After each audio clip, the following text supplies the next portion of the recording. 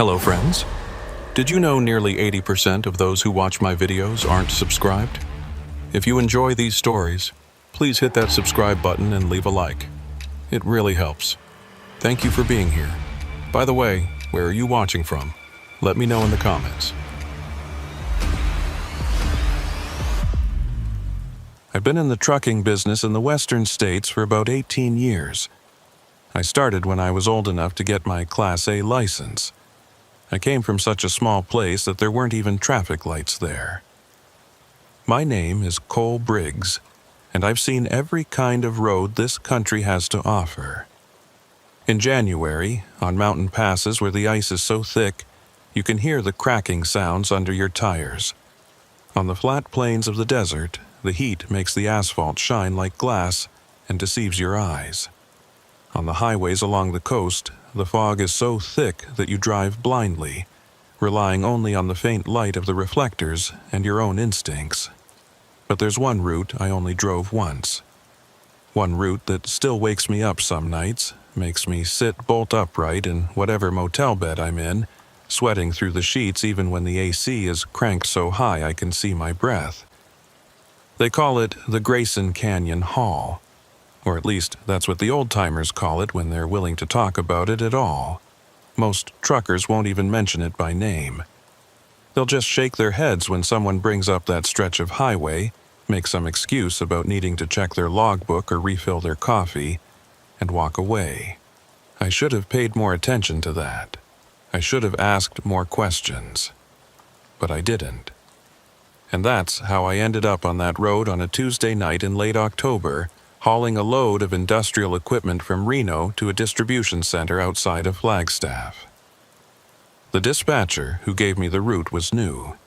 I could tell by the way she stumbled over the highway numbers, the way she had to check and recheck the GPS coordinates before sending them to my onboard system.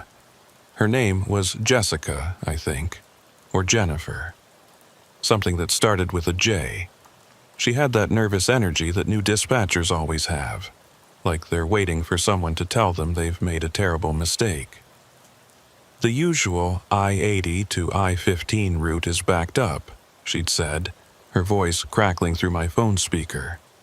Major accident near Salt Lake. They're saying it could be 12 hours before they clear it. I was sitting in a truck stop outside Reno, watching the sun sink behind the mountains, painting the sky in shades of orange and purple that were almost too pretty to be real. My coffee had gone cold in the cup holder, but I took a sip anyway, grimacing at the bitter taste. 12 hours? I said. That'll put me way behind schedule. I know, she said, and I could hear her clicking through something on her computer. But I found an alternate route. It's actually shorter, mileage-wise. Cuts straight through some canyon country, but it should save you 4, maybe 5 hours. That should have been my first warning. In 18 years of driving, I've learned that shortcuts are never really shortcuts. There's always a reason the main routes are the main routes. Always a reason why everyone takes the same roads, even when they're backed up, even when they're slow. What's the route? I asked. She gave me the highway numbers, SR 447 North, then a county road that didn't even have a proper name, just a designation, County Road 34. Then back to another state route that would eventually connect to I-40. County Road 34, I repeated. Never heard of it. It's not heavily trafficked, she admitted. But it's paved, it's maintained, and according to the GPS, it's clear. No construction, no closures. I should have said no. Should have told her I'd wait out the backup, catch some sleep, and run the normal route when it cleared. But I was trying to make a payment on a new rig, and every late delivery meant money out of my pocket. The company didn't care about accidents or backups, or any of the 100 other things that could slow you down. They cared about on-time delivery, and that was it. All right, I said, send me the route. Sending it now, she said, and I heard the relief in her voice. One less problem for her to deal with. One less angry driver calling back every hour asking for updates. "Drive safe, Cole." "Always do," I said, and ended the call. The route appeared on my GPS a few seconds later, a thin red line cutting through a whole lot of nothing. I zoomed in, trying to get a sense of what I was looking at. The canyon area looked deep, narrow, the kind of place where the rock walls rise up on either side and you can't see the sky anymore, just a thin strip of black overhead. The kind of place where your headlights don't do much good because they just bounce off the stone and blind you. But it was paved, it was maintained, and it was faster. I finished my coffee, started the engine, and pulled out of the truck stop. The sun was almost gone now, just a faint glow on the horizon. I flipped on my headlights and merged onto SR 447, heading north into the gathering dark. For the first hour, everything was fine, normal. The road was decent, 2 lanes with a faded yellow line down the middle. There wasn't much traffic, just the occasional car passing in the opposite direction. Headlights flaring in my mirrors and then fading away. The desert stretched out on either side, flat and featureless, dotted with the sagebrush and the occasional Joshua tree standing like a sentinel against the darkening sky. I had the CB radio on, tuned to channel 19, listening to the chatter. Truckers talking about weather, road conditions, where the highway patrol was hiding. Someone was complaining about the price of diesel. Someone else was recommending a diner in Winnemucca that served breakfast all day. Normal stuff. Familiar voices in the dark, making the road feel a little less lonely. Then I hit the turnoff for County Road 34, and everything changed. The road narrowed immediately, dropping from 2 full lanes to barely 1.5. The pavement was still good, smooth under my tires, but the shoulders disappeared. On my right, a rock wall rose up, dark and jagged. On my left, nothing. Just a drop-off into blackness so complete I couldn't see the bottom. My headlights swept across the cliff face as I took the first curve, illuminating striated layers of stone that looked ancient, prehistoric. The CB radio crackled, voices fading in and out, breaking up into static. I adjusted the squelch, but it didn't help. Whatever I was driving into, it was cutting off my signal. That wasn't unusual in canyon country, but it still made me uneasy. I liked having the radio on, liked hearing those voices. Without them, the silence felt heavier. I kept driving, following the GPS as it guided me deeper into the canyon. The road twisted and turned, following the contours of the rock. My speed dropped to 30, then 25. Any faster, and I'd be taking these curves too hot, risking a slide that would send me right over that edge. I tried not to think about how far the drop was. Tried not to imagine my rig tumbling end over end into that darkness, metal screaming, glass shattering. That's when I saw the first sign. It was an old highway marker, the kind that used to be common but you don't see much anymore. Faded green with white lettering. It was planted on the shoulder, half hidden by a scrub bush, and my headlights caught it for just a second as I passed. Grayson Canyon, next 47 miles extreme caution. 47 miles. I checked my GPS. According to the route, I had about 50 miles of this county road before I'd hit the next state route. So, this was it. This was Grayson Canyon. I picked up my CB handset, keyed the mic. Breaker 19, this is Lone Star heading south on County Road 34. Anybody out there familiar with Grayson Canyon? Over. Static, just pure white noise, broken up by the occasional electronic squeal. I tried again, but got the same result. My signal wasn't reaching anyone. I was alone. The canyon walls grew higher on both sides now, closing in. It felt like driving through a tunnel, except there was no roof, just that thin strip of sky overhead. And even that was disappearing as the walls leaned inward, blocking out the stars. My headlights seemed dimmer somehow, like the darkness here was thicker, harder to penetrate. I glanced at my fuel gauge, 3/4 full, plenty to get through this stretch and then some. I checked my mirrors, seeing nothing but my own running lights reflected back at me from the rock walls. Empty road behind.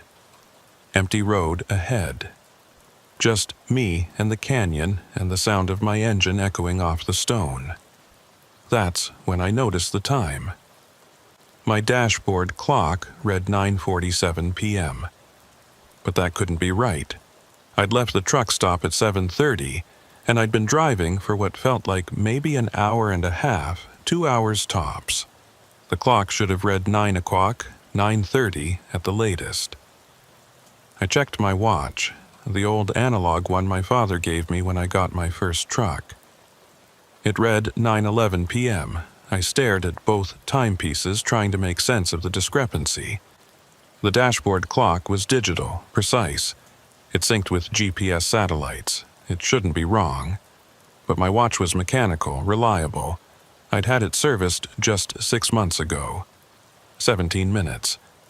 Somehow, I'd lost 17 minutes. I told myself it was nothing.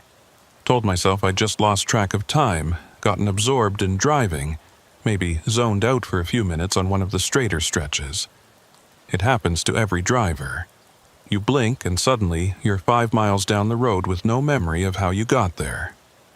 Highway hypnosis, they call it. It's common. It's normal. But I'd been paying attention. I'd been counting curves, watching the mile markers. I hadn't zoned out. I knew I hadn't. The road descended now, dropping deeper into the canyon. My ears popped from the elevation change. The temperature dropped too, cold air seeping in through the vents despite the heater being on. I could see my breath misting in the glow of the dashboard lights. Another sign flashed past, this one hand-painted on a piece of plywood nailed to a post. No services next 40 miles. 40 miles. I did the math in my head. At 25 miles per hour, that was almost 2 hours of driving through this canyon. 2 hours of nothing but rock walls and darkness, and that narrow strip of road balanced on the edge of oblivion. I settled in, adjusted my seat, cracked my window to let in some air to keep me alert. The cold rushed in, sharp and clean, carrying a smell I couldn't quite place. Not unpleasant, but strange, mineral, maybe. Like rain on hot rocks, even though it hadn't rained. The CB crackled again, and for just a second, I thought I heard a voice.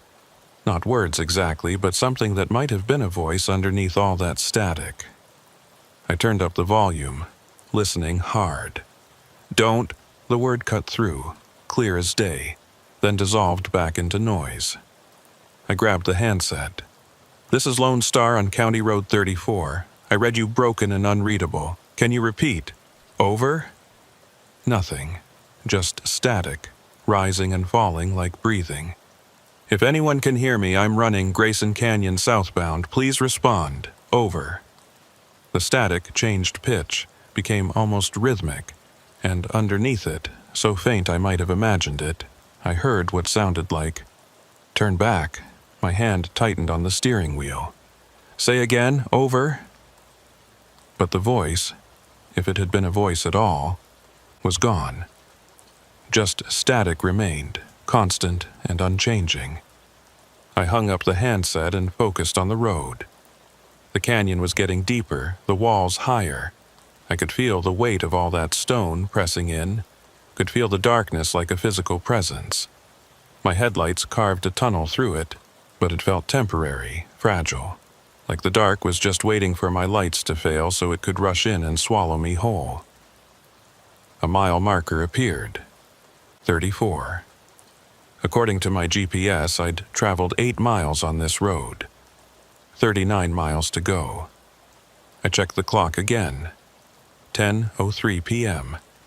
My watch, 9:24 p.m. The gap was widening. That's when I saw the other truck. It was just a flash at first, taillights in the distance, red dots glowing in my headlights. Another truck, heading the same direction I was. Relief washed over me. I wasn't alone out here. There was someone else, someone who knew this road, who could maybe tell me what I was getting into. I accelerated slightly, trying to close the distance. The other truck's lights grew brighter as I approached. It was a big rig like mine, maybe slightly older model. I couldn't make out the company logo, but I could see it was hauling a covered load, the trailer swaying slightly as it navigated the curves. I flashed my headlights, the trucker's equivalent of a friendly wave. The other truck didn't respond, didn't flash back, didn't tap the brakes in acknowledgement, just kept moving at that same steady pace. I tried the CB again. "Breaker 19, this is the truck coming up behind you in Grayson Canyon. You got your ears on? Over." Static. I got closer. Close enough to read the license plate. Arizona tags. The trailer was unmarked, no company name, just a plain white covering stretched tight over whatever was inside. Something about it bothered me, but I couldn't put my finger on what. The other truck took a curve, and I followed, my headlights sweeping across the canyon wall. For just a second in that sweep of light, I saw something carved into the rock. Letters, maybe 3 feet tall, cut deep into the stone. "Turn back." I craned my neck, trying to see more, but I was already past it, the curve taking me in a different direction. Had I really seen that? Or was my tired mind playing tricks, turning random cracks and shadows into words? I looked ahead at the other truck, using it as an anchor, something real and solid to focus on. But even as I watched, it seemed to flicker like a bad TV signal. There 1 second, gone the next, then back again. I blinked hard, rubbed my eyes. Fatigue. Had to be fatigue. I'd been driving for hours, and the stress of this unfamiliar road was getting to me. I needed to stay focused, stay alert. The other truck rounded another curve and disappeared from view. I followed, expecting to see it on the straightaway on the other side. But the road ahead was empty. No taillights, no truck, nothing but darkness and that narrow strip of pavement. I slowed down, confused. There was nowhere for it to go. No turnoffs, no wide spots where it could have pulled over. The road was barely wide enough for one truck, let alone space for one to pass or disappear. I drove another quarter-mile, scanning the road ahead, checking my mirrors. Nothing. The other truck was just gone, like it had never been there at all. My hands were shaking on the wheel. I told myself to calm down, told myself there had to be a logical explanation. Maybe there was a turnoff I'd missed in the dark. Maybe the other driver had killed his lights for some reason and I'd passed him without realizing it. But I knew that wasn't true. I knew what I'd seen, and I knew it had vanished. The CB crackled again, and this time the voice was clearer. "Following you." I grabbed the handset so hard my knuckles went white. "Who is this?" "What do you mean, following me?" The voice dissolved into laughter. Or maybe it was just static that sounded like laughter. Then, "Behind you. Always behind." I checked my mirrors. Empty road. Nothing but my own reflection in the glass, my face pale and drawn in the dim glow of the running lights. "This is Lone Star," I said, forcing my voice to stay steady. "Identify yourself, over." Silence. Complete and total. Even the static was gone. I hung up the handset and focused on driving. My heart was hammering in my chest, and I could feel sweat trickling down my back despite the cold. Something was wrong with this road. Something was very wrong. The GPS showed I was making progress, the red line slowly advancing toward the end point. But the mile markers told a different story. I'd been driving for what felt like 30 minutes since seeing that last marker, but the next one I passed still read 34. Same number, same marker. I'd driven in a complete circle, or the markers were wrong, or something else was happening that I couldn't explain. I thought about turning around, but the road was too narrow. There was nowhere to make a U-turn, nowhere to reverse a 53-foot trailer. I was committed now. The only way out was forward. The canyon walls seemed to be moving closer, leaning in like they were trying to see me better. I could hear wind now, whistling through the rocks, making sounds that were almost like voices, almost like words. But when I tried to focus on them, tried to make out what they were saying, they slipped away into just noise. My dashboard clock read 11:47 p.m. My watch read 9:58 p.m. Nearly 2 hours of difference now. Time was breaking down, coming apart at the seams. And then I saw the rest stop.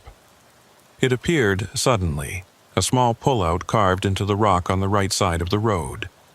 There was a single light pole, the bulb flickering weakly, casting a sickly yellow glow over a picnic table and a trash can. A wooden sign read, "Grayson Canyon Rest Area." I almost kept driving.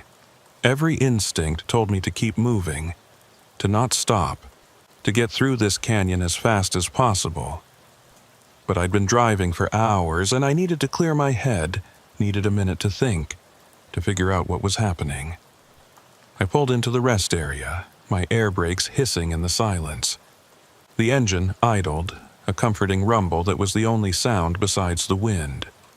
I sat there for a moment, hands still on the wheel, staring out at that flickering light. Then I saw the logbook. It was sitting on the picnic table, a standard driver's logbook, the kind every trucker is required to keep. It was open, pages fluttering in the wind, and even from inside my cab I could see writing on the pages. Fresh writing, recent. I shouldn't have gotten out. I know that now. Should have put the truck in gear and driven away, rest stop or no rest stop. But curiosity is a powerful thing, and I needed to know. Needed to understand what was happening to me. I opened the door and climbed down, my boots crunching on the gravel. The cold hit me immediately, colder than it should have been for October. My breath came out in thick clouds. I walked towards the picnic table, each step feeling heavier than the last. The logbook was real, solid. I picked it up, the pages rough under my fingers. The writing inside was shaky, desperate. Different handwriting, different people. Pages and pages of entries, all from different drivers, all saying variations of the same thing. Lost track of time, can't find the end. Driving in circles. The walls are watching. I can feel them watching. Saw another truck. It wasn't real. None of this is real. Day 3 in the canyon. Fuel gauge hasn't moved. Clock doesn't make sense. Where does this road go? Turn back. If you can read this, turn back.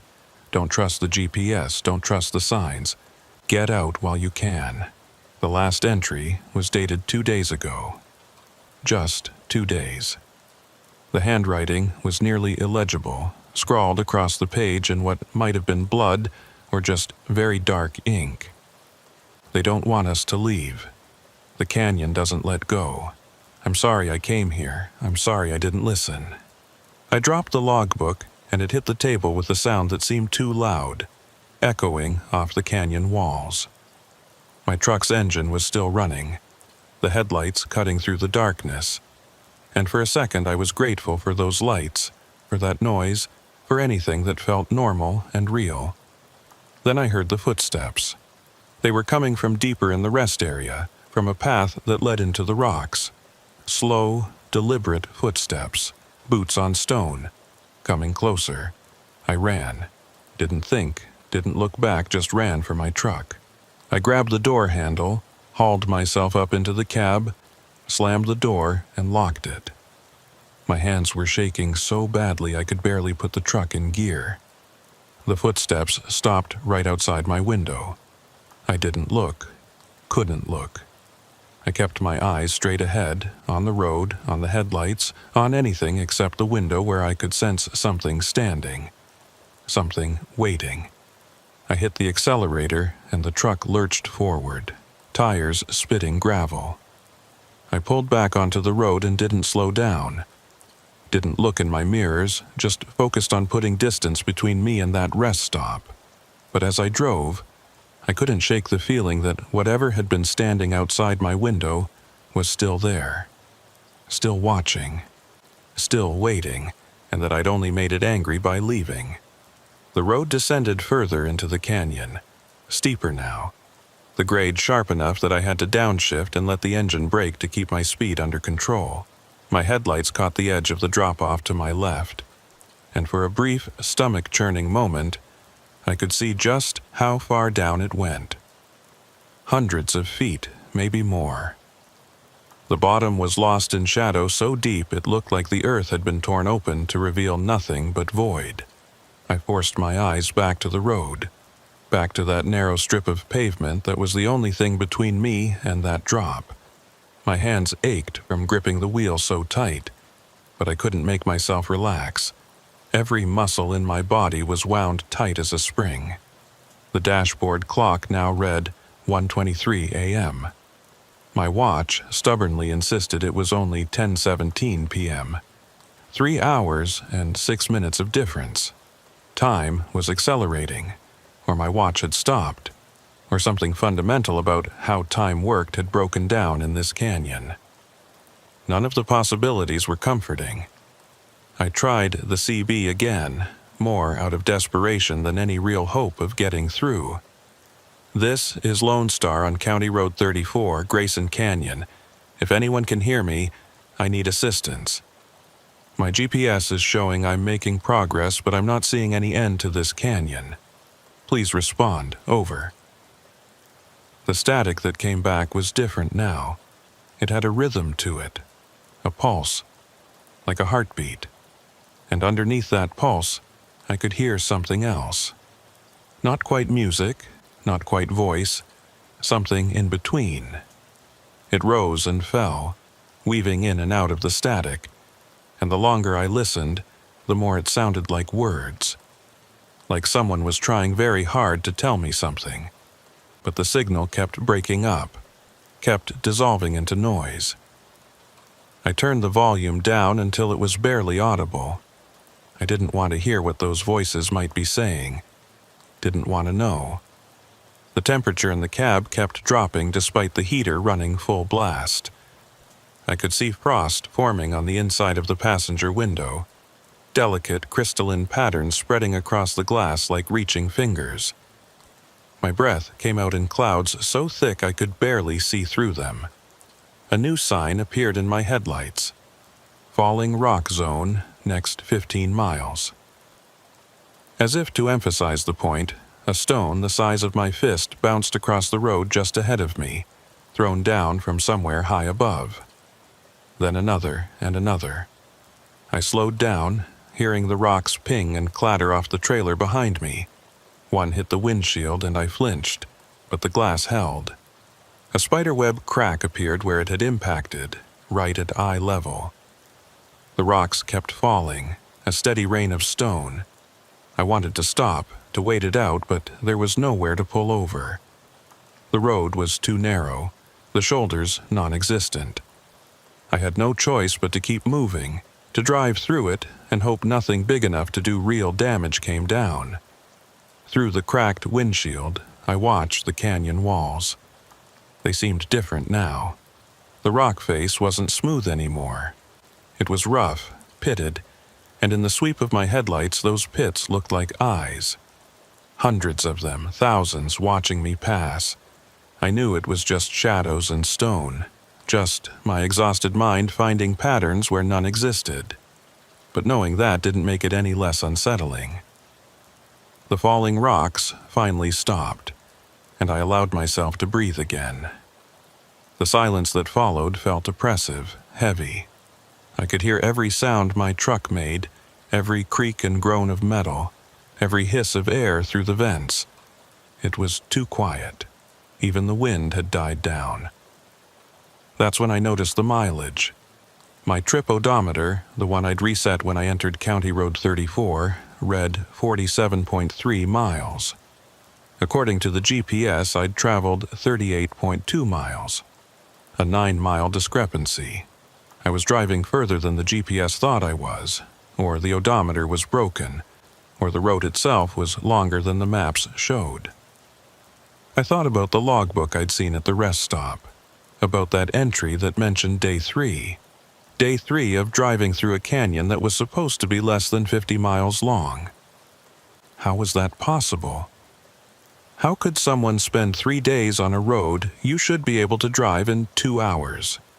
Unless the road didn't want to let them go. I shook my head, trying to clear it. That was crazy thinking. Roads don't want things. They don't have desires or intentions. They're just pavement and stone, nothing more. I was tired, stressed, seeing patterns that weren't there, making connections that didn't exist. But the evidence was piling up. The missing time, the vanishing truck, the conflicting measurements, the messages in the logbook. Something was wrong with Grayson Canyon, whether I wanted to believe it or not. My fuel gauge caught my attention. It still read 3/4 full, exactly where it had been when I entered the canyon hours ago. I'd been driving for hours at a moderate speed, the engine working hard to navigate these grades and curves. I should have burned through at least 1/8 of a tank by now, maybe more. But the needle hadn't moved, not even a fraction. I tapped the gauge, wondering if it was stuck. The needle quivered but stayed put, 3/4, same as before. A thought occurred to me, dark and unwelcome. If the fuel gauge wasn't moving, if time wasn't passing normally, if distance wasn't being measured correctly, then maybe I wasn't actually moving at all. Maybe I was just sitting here, engine running, going nowhere, while something played with my perceptions, made me think I was driving when I wasn't. But I could feel the road under my tires, could feel the truck responding to the wheel, could see the canyon walls sliding past. I was moving, I had to be moving, unless moving didn't mean what I thought it meant anymore. The road leveled out briefly, giving me a short straightaway. I could see maybe a 1/4 mile ahead, the headlights reaching as far as they could into the darkness. And there, at the very edge of that light, I saw something that made my blood run cold. It was the rest stop, the same rest stop I'd fled from earlier. Same flickering light pole, same picnic table, same trash can. I'd been driving for over an hour since leaving that place, had covered at least 20 miles according to my odometer. There was no way I should be seeing it again, but there it was, unmistakable. I didn't slow down, didn't even consider stopping. I kept my foot steady on the accelerator and watched as the rest stop approached, my heart hammering in my chest. As I passed, I couldn't help but glance over. The logbook was still on the table, but now it was closed. And standing next to the table, barely visible in that weak yellow light, was a figure. Just a silhouette, dark and indistinct, too far away to make out any details. But I knew it was watching me, could feel its gaze as surely as I could feel the steering wheel under my hands. It didn't move as I passed, didn't wave or gesture or do anything at all, just stood there watching. I pressed the accelerator harder, my speed creeping up to 40, 45. Too fast for these curves, but I didn't care. I needed to put distance between me and that thing, needed to get away. The rest stop disappeared in my mirrors, swallowed by darkness. But the image of that figure stayed with me, burned into my mind. Who was it? What was it? And why was it just standing there? The questions chased each other in circles, unanswerable. A new sound joined the constant rumble of the engine. It was faint at first, barely audible, but it grew steadily louder. A scraping sound, like metal on stone. It was coming from somewhere behind me, from the trailer. I checked my mirrors, trying to see what was causing it. But the running lights on the trailer didn't illuminate enough. Just a faint red glow, and beyond that, nothing but darkness. The scraping continued, rhythmic and deliberate. like something was dragging itself along the side of the trailer, using the metal to pull itself forward. I told myself it was just the wind, or loose cargo shifting, or a piece of equipment that had come loose. But I didn't believe it. The sound was too purposeful, too consistent. I thought about stopping to check, but the memory of that figure at the rest stop was too fresh. Whatever was making that noise, I didn't want to see it, didn't want to know. I just wanted to get out of this canyon, back to normal roads with lights and traffic and other people. The scraping stopped as suddenly as it had started. The silence that followed was somehow worse. At least when I could hear it, I knew where it was, what it was doing. Now, it could be anywhere. Could be climbing onto the cab. Could be right outside my door. I kept driving, eyes flicking between the road and the mirrors, watching for any sign of movement. But I saw nothing. Just my own pale face reflected back at me, eyes too wide, skin too pale. The canyon walls were closing in again, narrower than before. I had maybe 3 feet of clearance on either side. One wrong move, one overcorrection, and I'd scrape the trailer against stone or go over the edge. I had to focus, had to keep my hands steady. But focus was getting harder. I was exhausted, running on nothing but adrenaline and fear. My eyes kept trying to close, my head kept nodding forward. I slapped myself, hard, trying to jolt myself awake. It helped for a moment, but the fatigue crept back in. I reached for my coffee thermos, desperate for caffeine, but it was empty. Had been empty since before I entered the canyon. I'd meant to refill it at that truck stop in Reno, but I'd forgotten. Stupid mistake. I thought about the smelling salts some truckers carried, the ones that would jolt you awake with a sharp chemical burn in your nose. I'd never needed them before, had always been able to power through with coffee and willpower. But I wished I had some now. The road turned sharply to the right, and I followed it, the trailer swinging wide. As I came out of the turn, my headlights swept across something carved into the canyon wall. More words, cut deep into the stone. Mile 34, I'd seen that before, hours ago, but according to my GPS, I was at mile 41. According to my odometer, I was at mile 52. The markers, the GPS, the odometer, none of them agreed. None of them made sense.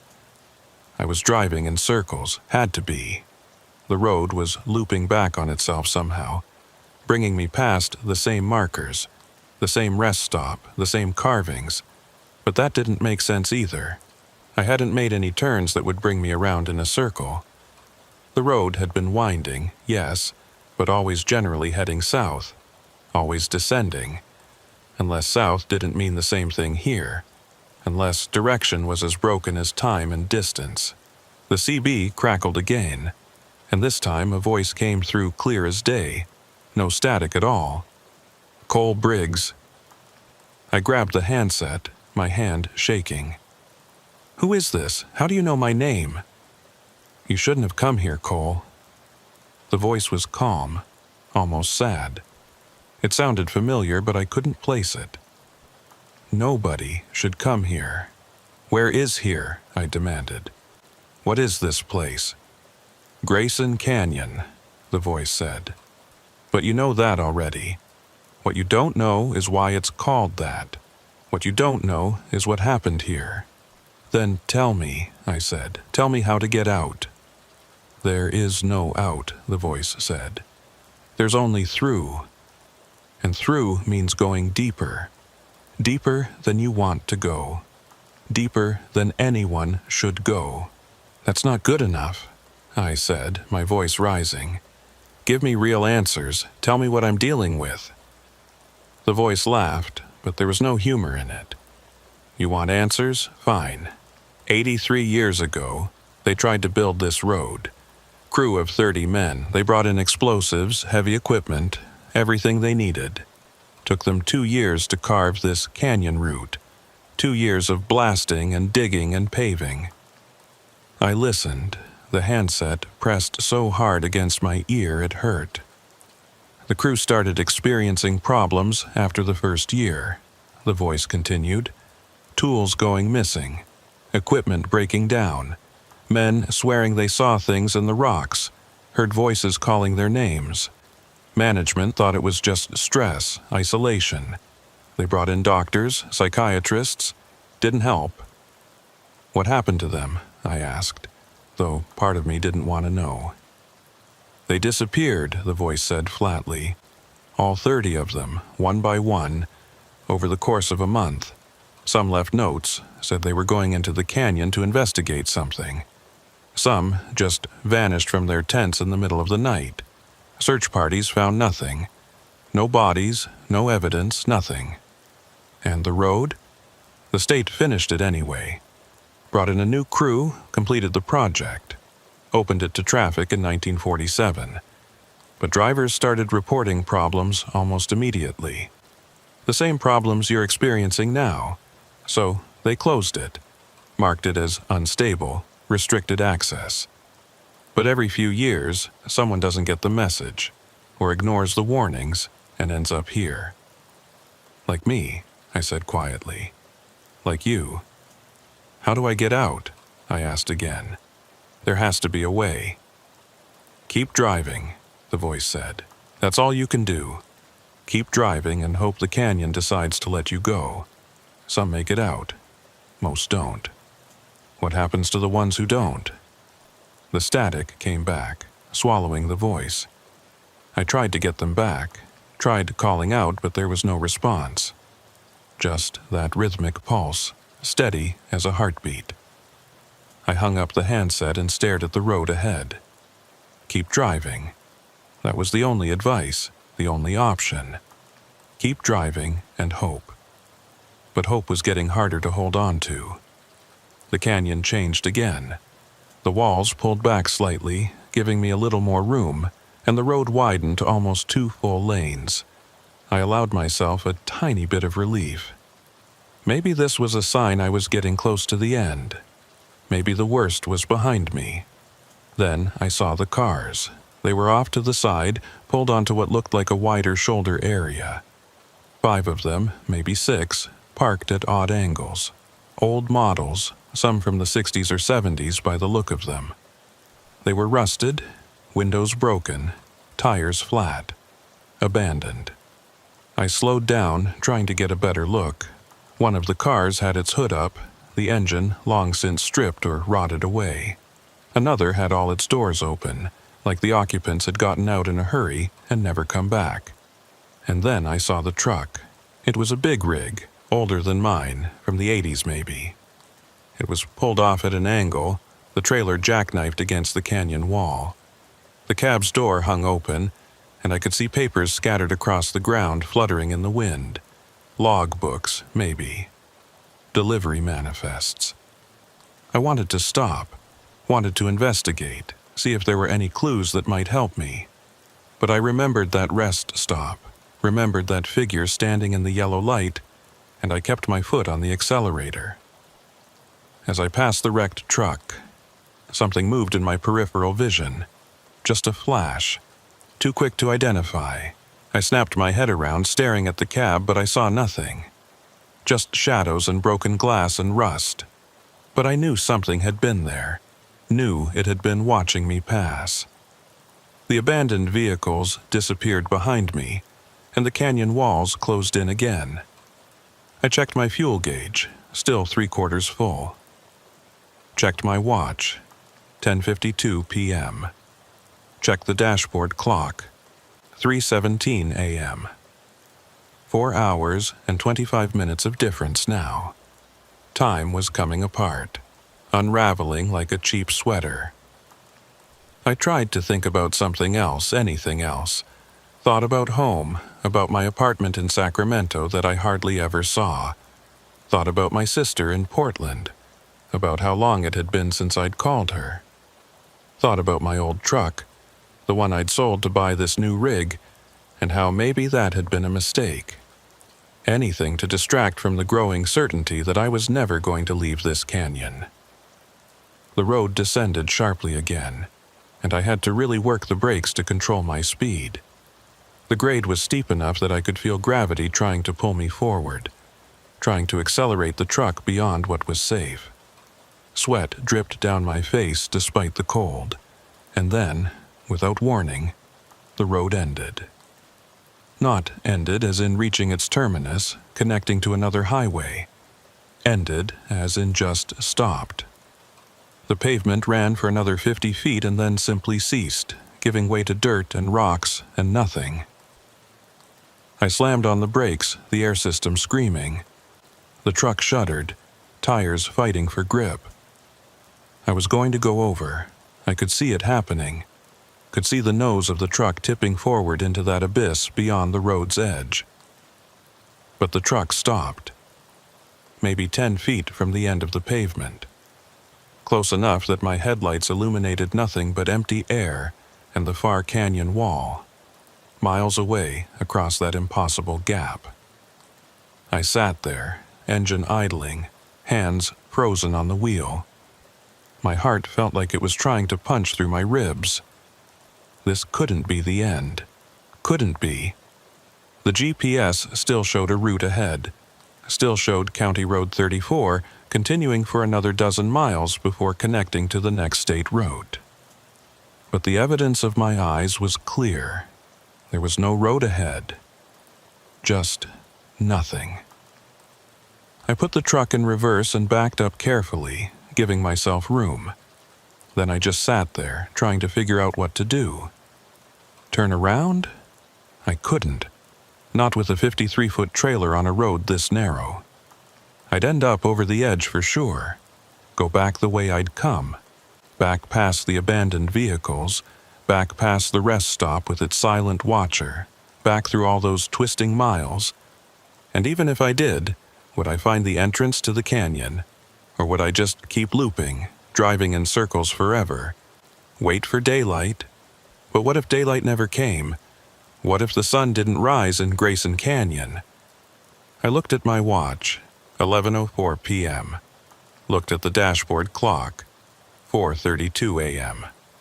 If the dashboard was right, dawn should be coming in a couple of hours. If I waited, I'd at least be able to see what I was dealing with. I put the truck in park, left the engine running for heat, and settled in to wait.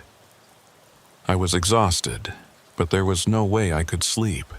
Not here. Not with that darkness pressing against the windows, with that silence that felt like it was waiting for something. I turned on my phone, hoping maybe I'd have signal now. Maybe I could call for help. No bars, no GPS. The screen showed I had plenty of battery, but everything else was dead. It couldn't find satellites, couldn't find towers, couldn't find anything. The CB radio crackled. "Still there, Cole?" I grabbed the handset. Where else would I go? Nowhere, the voice said. That's the point. You're nowhere now, between places, between times. What do you want from me? I asked, too tired to be afraid anymore. Nothing, the voice said. I don't want anything. I'm just like you.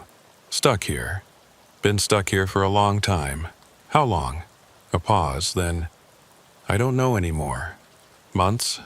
Years? Time doesn't work right here. You know that already. Who are you? Does it matter? I'm just another driver who didn't listen to the warnings, who thought they could save some time by taking a shortcut. Just like you. How do I get out? I asked for what felt like the 100th time. I told you. Keep driving. Or wait. Sometimes the road comes back. Sometimes it doesn't. What do you mean, comes back? You'll see, the voice said. Or you won't. Either way, good luck, Cole. You're going to need it. The static returned, and this time I knew the voice wasn't coming back. I sat there in the cab listening to the engine, watching the darkness beyond the headlights. And I waited for dawn, hoping it would come, knowing it might not. But either way, I was going to find out what Grayson Canyon really wanted from me. I must have dozed off despite telling myself I wouldn't. When I jerked awake, my neck screaming from the awkward angle, the first thing I noticed was that it was still dark. Not the pre-dawn darkness that comes before sunrise, with its gradual lightening of the sky. This was the same impenetrable black I'd been staring at for hours. My watch read 11:47 p.m. The dashboard clock read 9:22 a.m. Morning had come according to the truck's systems, but the sun hadn't risen, or couldn't rise, or didn't exist anymore in this place. I rubbed my eyes, trying to shake off the grogginess. My mouth tasted like copper, and my hands were numb from the cold. The heater was still running, but the cab felt like a freezer. When I breathed out, my breath came out in thick clouds that didn't dissipate, just hung there in the air like fog. I checked the mirrors, half expecting to see that figure from the rest stop standing behind my truck. But there was nothing, just darkness pressed against the glass. Then I looked forward and my stomach dropped. The road was back. Where there had been nothing but empty air and a sheer drop, there was now pavement. It stretched ahead into the darkness, looking exactly like the road I'd been driving on before. Same width, same faded yellow line, same cracked asphalt. I stared at it, trying to understand.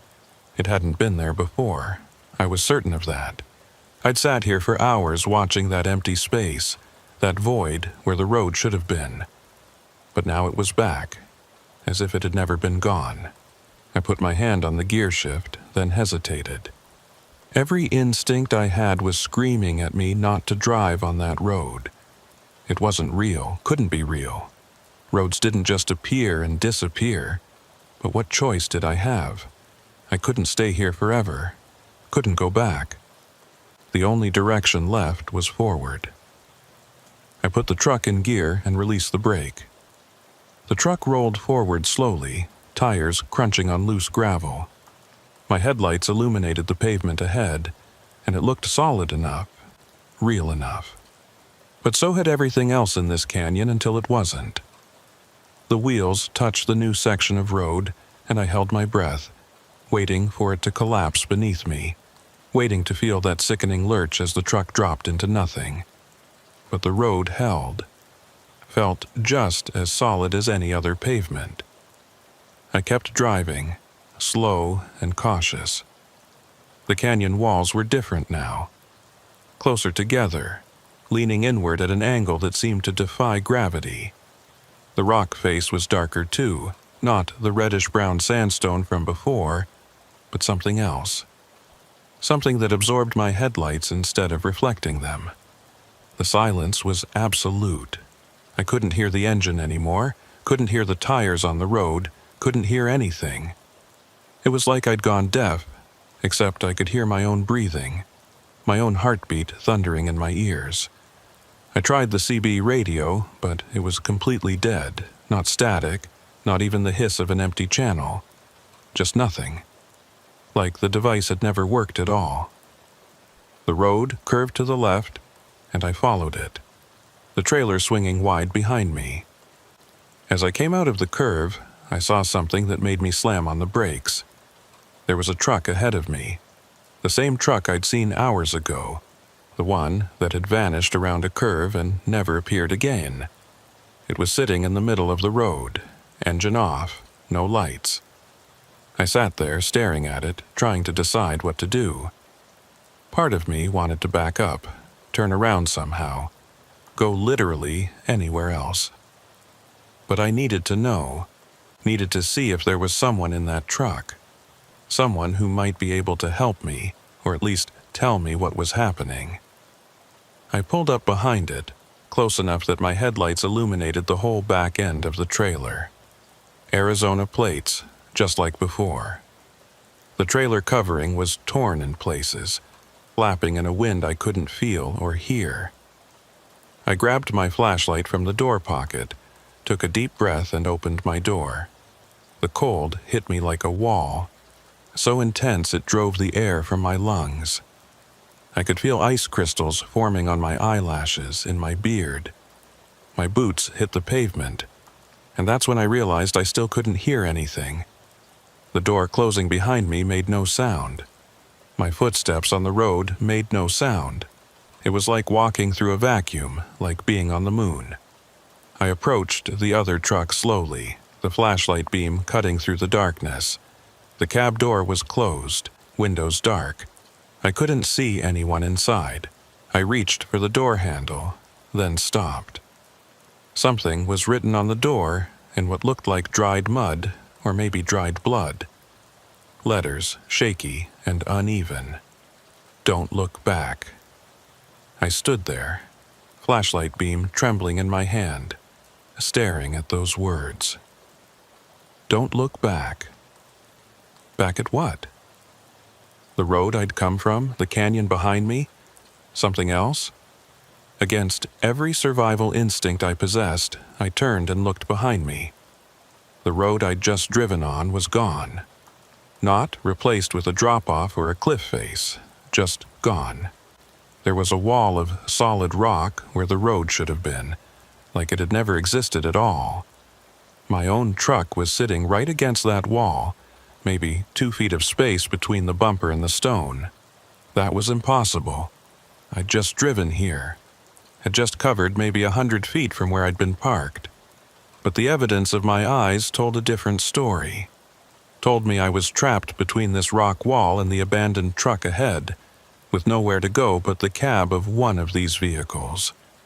I turned back to the abandoned truck, my hand shaking so badly I could barely hold the flashlight.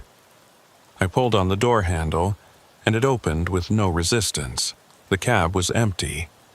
Not just empty of people, but empty of everything.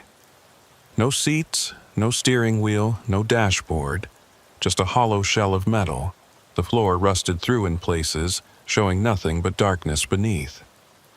I backed away, and that's when I heard it. A voice, faint and distant, but unmistakable. It was coming from inside the trailer. "Help," it said, a man's voice, hoarse and weak. "Please help me." I walked around to the back of the trailer, the flashlight beam shaking wildly. The doors were closed but not locked, secured only by a simple latch. "Hello?" I called out, though I couldn't hear my own voice. "Is someone in there?"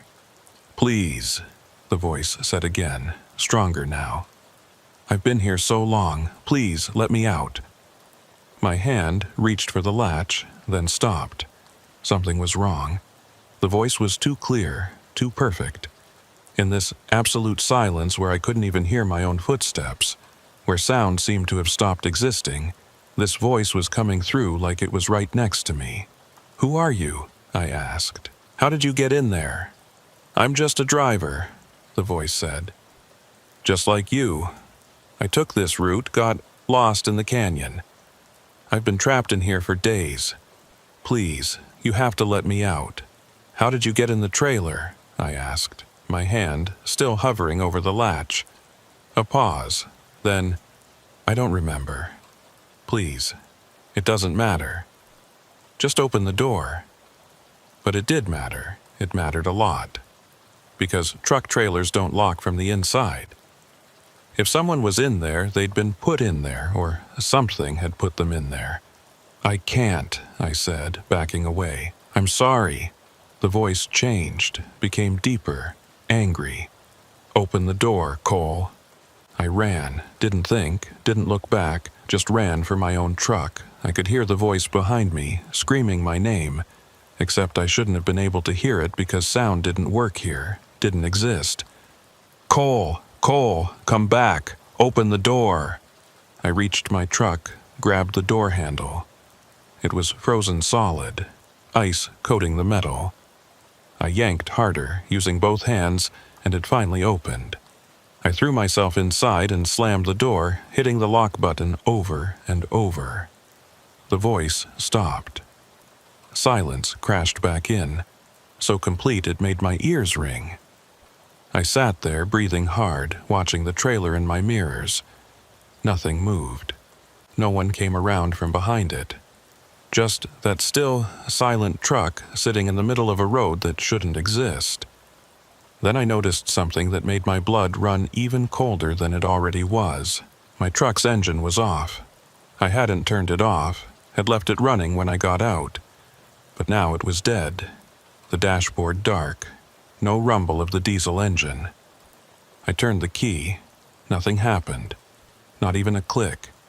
The battery was dead, or the starter was dead, or something was preventing the truck from starting. I tried again and again, pumping the accelerator, checking the battery gauge. Everything was dead, the truck was dead, I was trapped. The realization hit me like a punch to the gut. I was stuck between a rock wall that shouldn't exist and a trailer with something inside it that knew my name, and my only means of escape was a truck that wouldn't start. I looked at my phone, desperate for any option.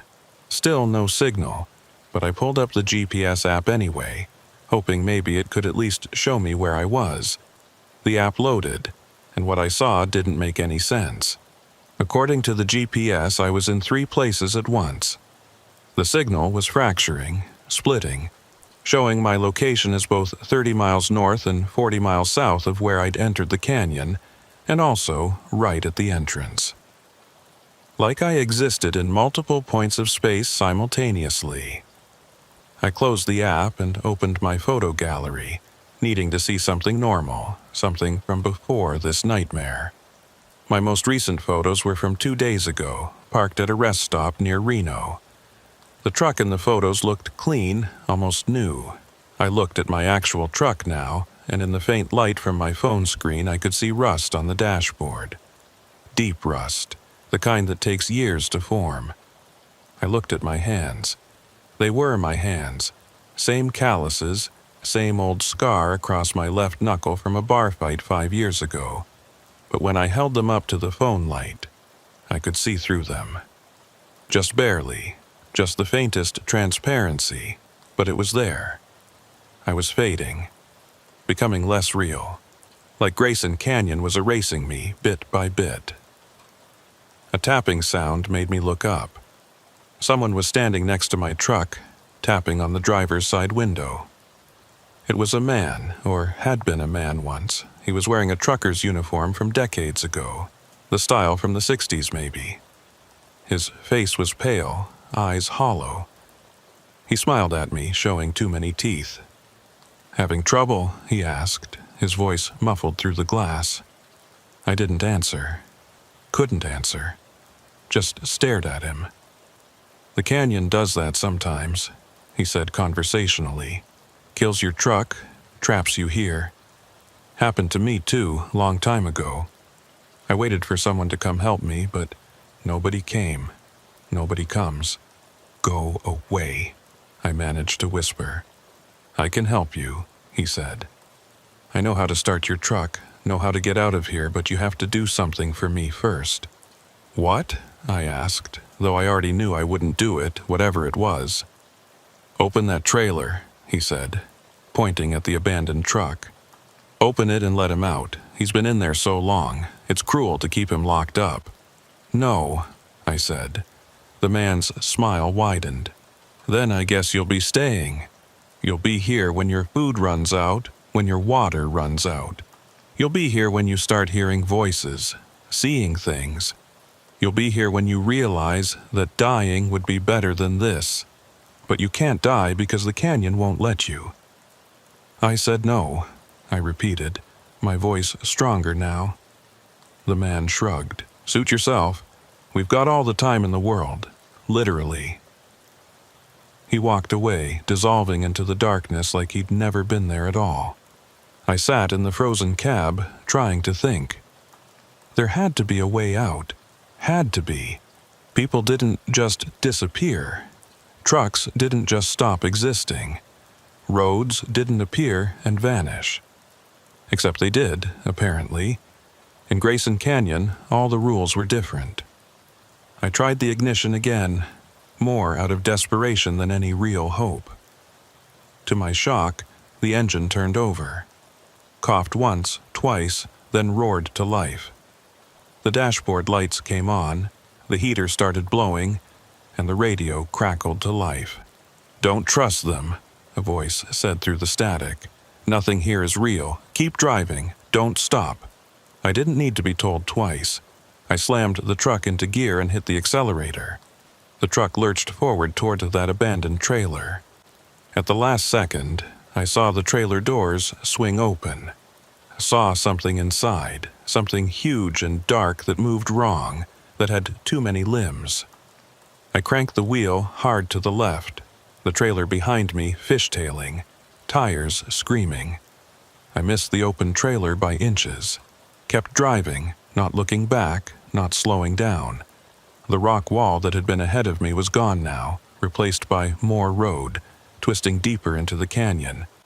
I took the turns too fast, the trailer swinging wide, threatening to jackknife. But I didn't slow down. Couldn't slow down. Because I could see headlights in my mirror now, following me. The abandoned truck's lights were on, and it was coming after me. But that was impossible. The cab had been empty, gutted. There was no one to drive it, unless there didn't need to be. I pushed the accelerator to the floor, the engine roaring in protest.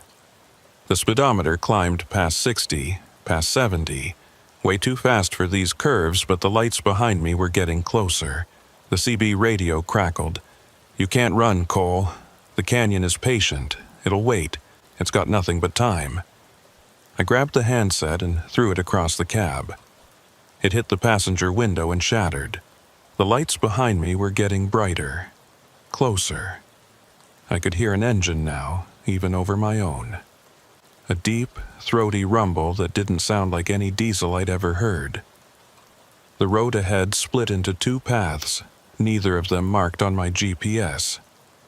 I took the right fork without thinking, and immediately knew I'd made a mistake. This road was even narrower, barely wide enough for my truck. The walls pressed in on both sides so close I could have reached out and touched them. And it was going down, steep, dropping into what felt like the very center of the earth.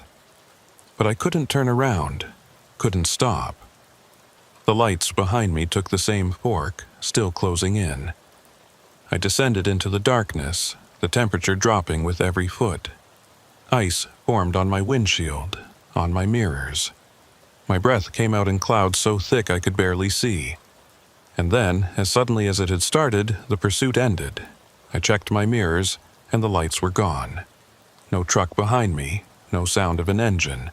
Just my own truck, racing down into nothing. I eased off the accelerator, trying to regain some control. The road was still descending, but less steeply now. And ahead, far ahead, I could see something that might have been light. Not the yellow glow of my headlights, but something else. Something blue-white and cold. I drove toward it because there was nowhere else to go, and as I got closer, I realized what I was seeing. It was the end of the canyon, or what should have been the end. There was a massive opening ahead, like a mouth in the rock. Beyond it, I could see stars. Real stars, not the empty blackness I'd been driving through. Hope surged through me. I was going to make it, going to get out of this nightmare. I drove toward that opening, accelerating again. Almost there, just a few hundred more feet. That's when I saw them. They were standing along the sides of the road, dozens of them, maybe hundreds. All the people who'd gotten lost in Grayson Canyon over the years. Truckers in outdated uniforms, construction workers with hard hats and tools, a few civilians in regular clothes. They were all standing there perfectly still, watching me drive past. Their faces were all the same, pale, hollow-eyed, wearing that same too-wide smile. And as I passed, they all turned to follow my progress, heads swiveling in unison. I kept my eyes forward, focusing on that opening ahead. Don't look at them. Don't acknowledge them. Just drive. I was maybe 50 feet from the opening when I saw the final figure. It was standing right in the middle of the road, directly between me and freedom. It was wearing a trucker's uniform just like mine, and as my headlights hit it, I saw its face. It was me, an exact copy, down to the scar on my knuckle, the stubble on my jaw. But its eyes were wrong, empty and dark, like looking into a void. The thing wearing my face raised its hand, palm out, a command to stop. I didn't stop, hit the accelerator harder, aiming straight for it. If I was going to get out of this canyon, I'd drive through anything and everything that tried to stop me. The thing that looked like me didn't move, just stood there, hand still raised, as my truck bore down on it. At the last possible second, it stepped aside. I shot past it, through the opening, and back onto a normal highway. The transition was so sudden it took my brain a moment to process what had happened. 1 second, I was in that narrow canyon passage, surrounded by impossible darkness and those watching figures.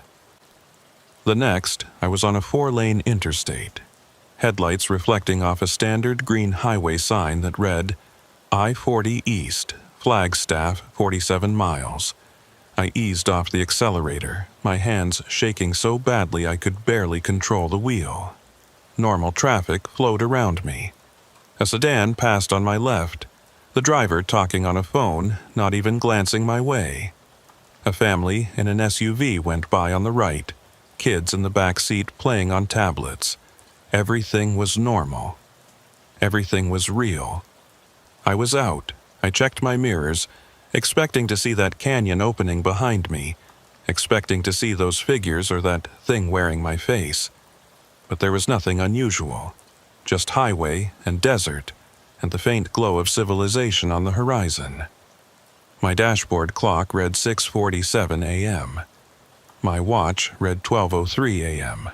The time gap had stabilized at 6 hours and 44 minutes. Like something had broken in both timepieces and they'd just accepted their new relationship to reality. The fuel gauge still read 3/4 full. I pulled into the first truck stop I saw, parking in a spot far from any other vehicles. My legs nearly gave out when I climbed down from the cab. I had to hold on to the door to keep from falling. The air smelled wrong. Too clean, too fresh. Like I'd forgotten what normal air was supposed to smell like. The sun was rising, painting the sky in shades of orange and pink, and the light hurt my eyes, made them water.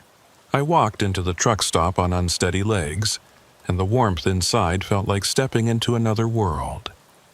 Other truckers were sitting at tables, eating breakfast, drinking coffee, laughing at something on a TV mounted in the corner. Normal sounds, normal people. I must have looked rough because the waitress who approached me had concern written all over her face. "You okay, honey? You look like you've seen a ghost." "I'm fine," I managed to say, though my voice sounded strange to my own ears.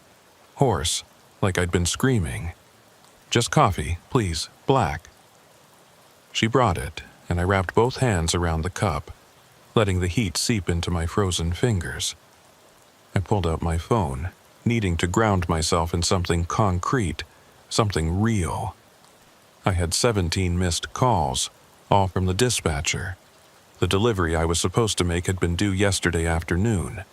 I was nearly 18 hours late. I called back, and Jessica answered on the first ring. "Cole, Jesus Christ, where have you been? I've been trying to reach you for hours." "My phone had no signal," I said. "I was in a canyon, and the signal just dropped completely." "What canyon?" she asked. "The route I sent you didn't go through any canyons. It was mostly open desert and then straight highway." I pulled up my GPS history, the map showing everywhere I'd been in the last 24 hours. According to my phone, I'd driven straight from Reno to this truck stop. No detours. No County Road 34, no Grayson Canyon, just a straight normal route that I'd supposedly completed in the normal amount of time, except somehow I was 18 hours late. "I don't understand," I said. "You sent me down County Road 34, through Grayson Canyon. I have it right here in my GPS." "Cole, I sent you the standard route. I-80 to I-15 to I-40. I've got the message right here in the system. There's no County Road 34 on this route. I ended the call and checked my GPS history again, zooming in on the area where the canyon should have been. There was nothing, just empty desert. Not even a road designation. Like County Road 34 had never existed. But I knew it had. I had the memories, still fresh and terrifying. Had the time discrepancy on my watch and dashboard. Had the crack in my windshield from that falling rock. Had the rust on my dashboard that hadn't been there before. I pulled out my wallet and found a business card I'd gotten from another trucker a few years back. Guy named Dalton, who specialized in weird roads, who collected stories about stretches of highway that didn't quite make sense. I'd thought he was a little crazy at the time, but now I needed to talk to someone who might understand. I called the number on the card. It rang 6 times, and I was about to hang up when someone answered. "Yeah?" A rough voice, suspicious. "Dalton, this is Cole Briggs. We met at a truck stop in Nevada a few years back. You gave me your card, said to call if I ever ran into anything strange on the road." A pause. "I remember you. What happened?" I told him everything. The canyon, the rest stop, the vanishing truck, the voice on the radio, all of it. I expected him to laugh, to tell me I'd been hallucinating, to hang up on me. Instead, he was quiet for a long moment, then, "Grayson Canyon. You've heard of it?" "Heard of it? Yeah.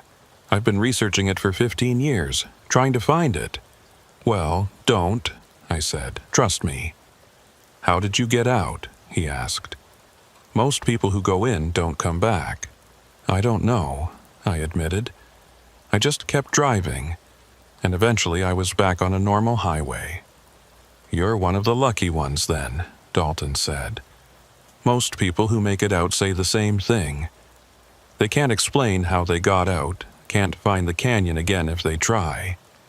It's like the place decides who gets to leave and who doesn't." "Why?" I asked. "What is that place?" "Nobody knows for sure," he said. "I've got theories. Ancient sites, dimensional thin spots, collective trauma made manifest. But they're just theories. The only thing I know for certain is that Grayson Canyon is real, even though it doesn't show up on any map, and it's been trapping people for almost 80 years. The voice on the radio," I said. "It told me about the construction crew that disappeared." "That's real," Dalton confirmed. "I've got the records. 30 men vanished in 1943. The state finished the road anyway, but they closed it less than a year later. Too many incidents. Too many disappearances." "So why can GPS still route people through there?" "It doesn't," Dalton said. "Not really. The routes that lead to Grayson Canyon are errors, I guess you could call them. Glitches in the system. They appear and disappear. Sometimes they're there, sometimes they're not. And when they are there, they always seem to target people who are in a hurry. People who'll take a shortcut without questioning it too much." Like me, I thought. Exactly like me. "What do I do now?" I asked. "Live your life," Dalton said. "Tell people if you want, though most won't believe you. Keep driving if that's what you do, but pay attention to your routes from now on. Double-check everything. Because Grayson Canyon might let you go once, but if you end up there again..." He trailed off, leaving the rest unsaid. I thanked him and ended the call. Sat there in that truck stop booth, drinking coffee that had gone cold, watching normal people live their normal lives. That was 3 years ago. I'm still driving, still hauling freight through the western states, but I check every route now, multiple times. I verify with dispatch, with GPS, with paper maps when I can find them. I avoid canyons when I can, stick to the main highways, the ones with lights and traffic and other people. My watch still runs 6 hours and 44 minutes behind my dashboard clock. I've tried to fix it, taken it to 3 different jewelers. but they all say there's nothing wrong with it. The mechanism is perfect, keeping perfect time. It's just keeping perfect time in a different reality than the rest of us. Sometimes, late at night when I'm on a long haul, my CB radio will crackle to life even though it's turned off. I'll hear that voice, the one that knows my name, the one that told me to keep driving. It never says much, just, "Still out there, Cole? Still running?" I don't answer. Don't even acknowledge that I heard it. Just keep driving, watching the road, staying alert. Because I know the truth now. Know it in my bones, in the rust on my dashboard, in the crack in my windshield that no amount of repair can fully fix. Grayson Canyon is patient. It's got nothing but time. And I'm still out here on the roads it hunts, still driving through the darkness. Still trying to stay one step ahead of a place that doesn't technically exist. Most nights I'm okay. I make my deliveries. I sleep in normal truck stops. I live a normal life. But some nights when the moon is dark and the roads are empty, I'll see a sign that shouldn't be there. Green with white lettering, half hidden by a scrub bush. Grayson Canyon, next 47 miles extreme caution. And I'll grip the wheel tighter, and I'll take the next exit. Any exit, just to get away from that sign. Because I know that if I follow that road again, if I let myself be drawn back into that canyon, I might not get out a second time. I tell this story to other truckers sometimes, usually late at night when we're all trying to stay awake with bad coffee and worse food. Most of them laugh it off, call it a good ghost story. A few get quiet, get that look in their eyes that says they've seen things too, things they can't explain.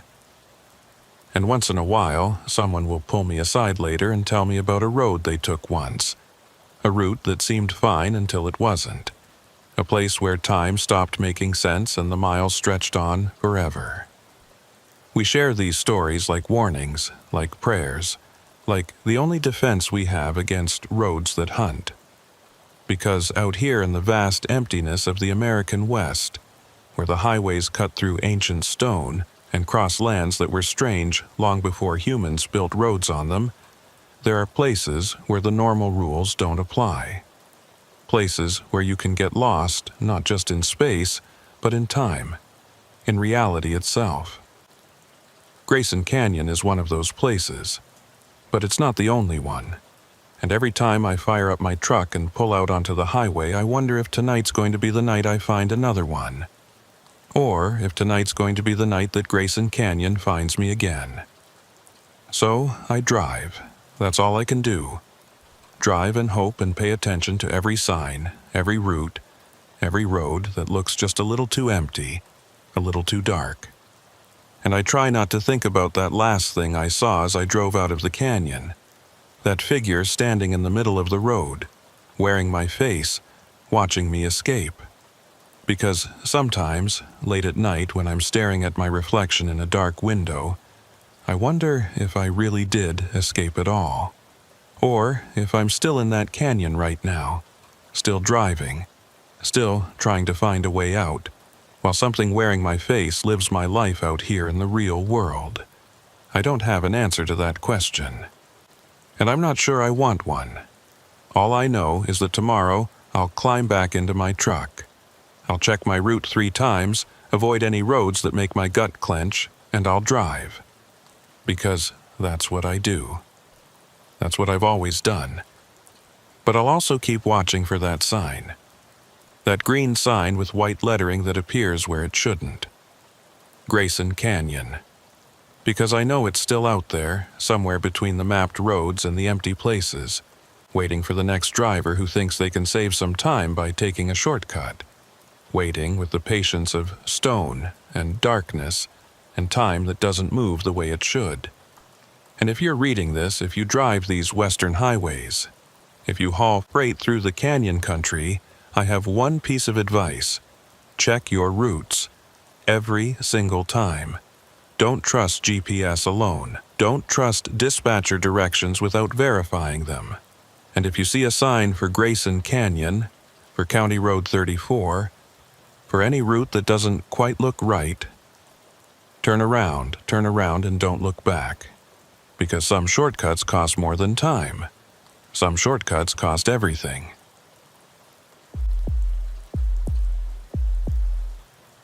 My name is Mason Holt, and I've been hauling freight for 12 years. Started when I was 23, fresh out of a failed attempt at college, and looking for something that would let me see the country while making decent money. Turned out, trucking was exactly what I needed.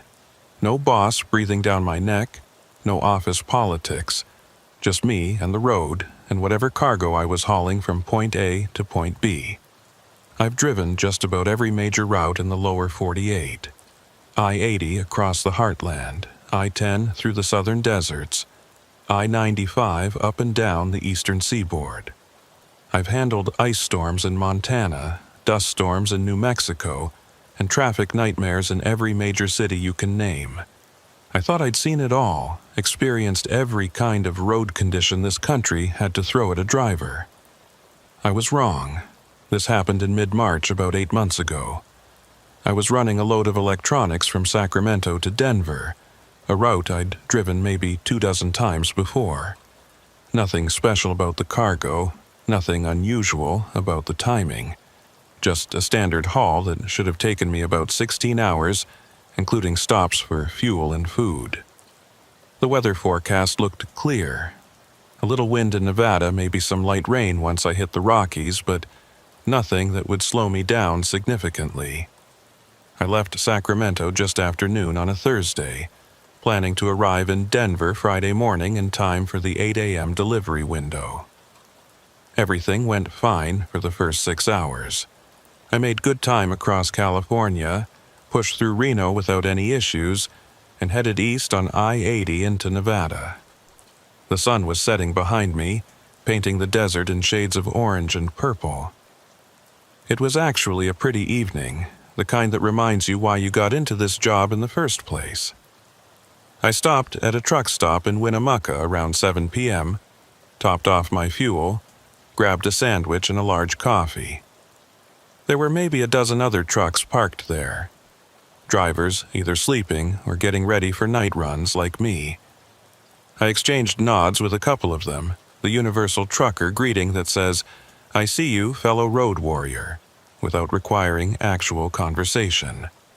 While I was eating, I checked my phone for messages. My dispatcher had sent me an update about an hour earlier.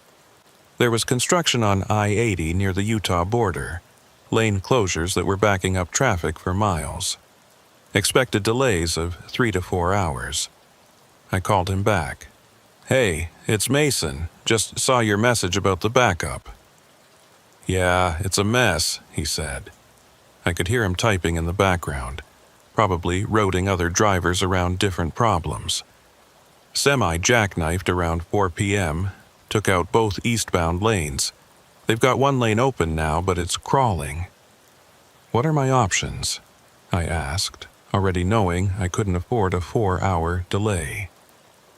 The delivery window in Denver was tight, and missing it meant the warehouse wouldn't accept the cargo until Monday, which meant I'd be sitting on a load for 3 days, which meant no payment until it was delivered. "Let me check," he said, more typing.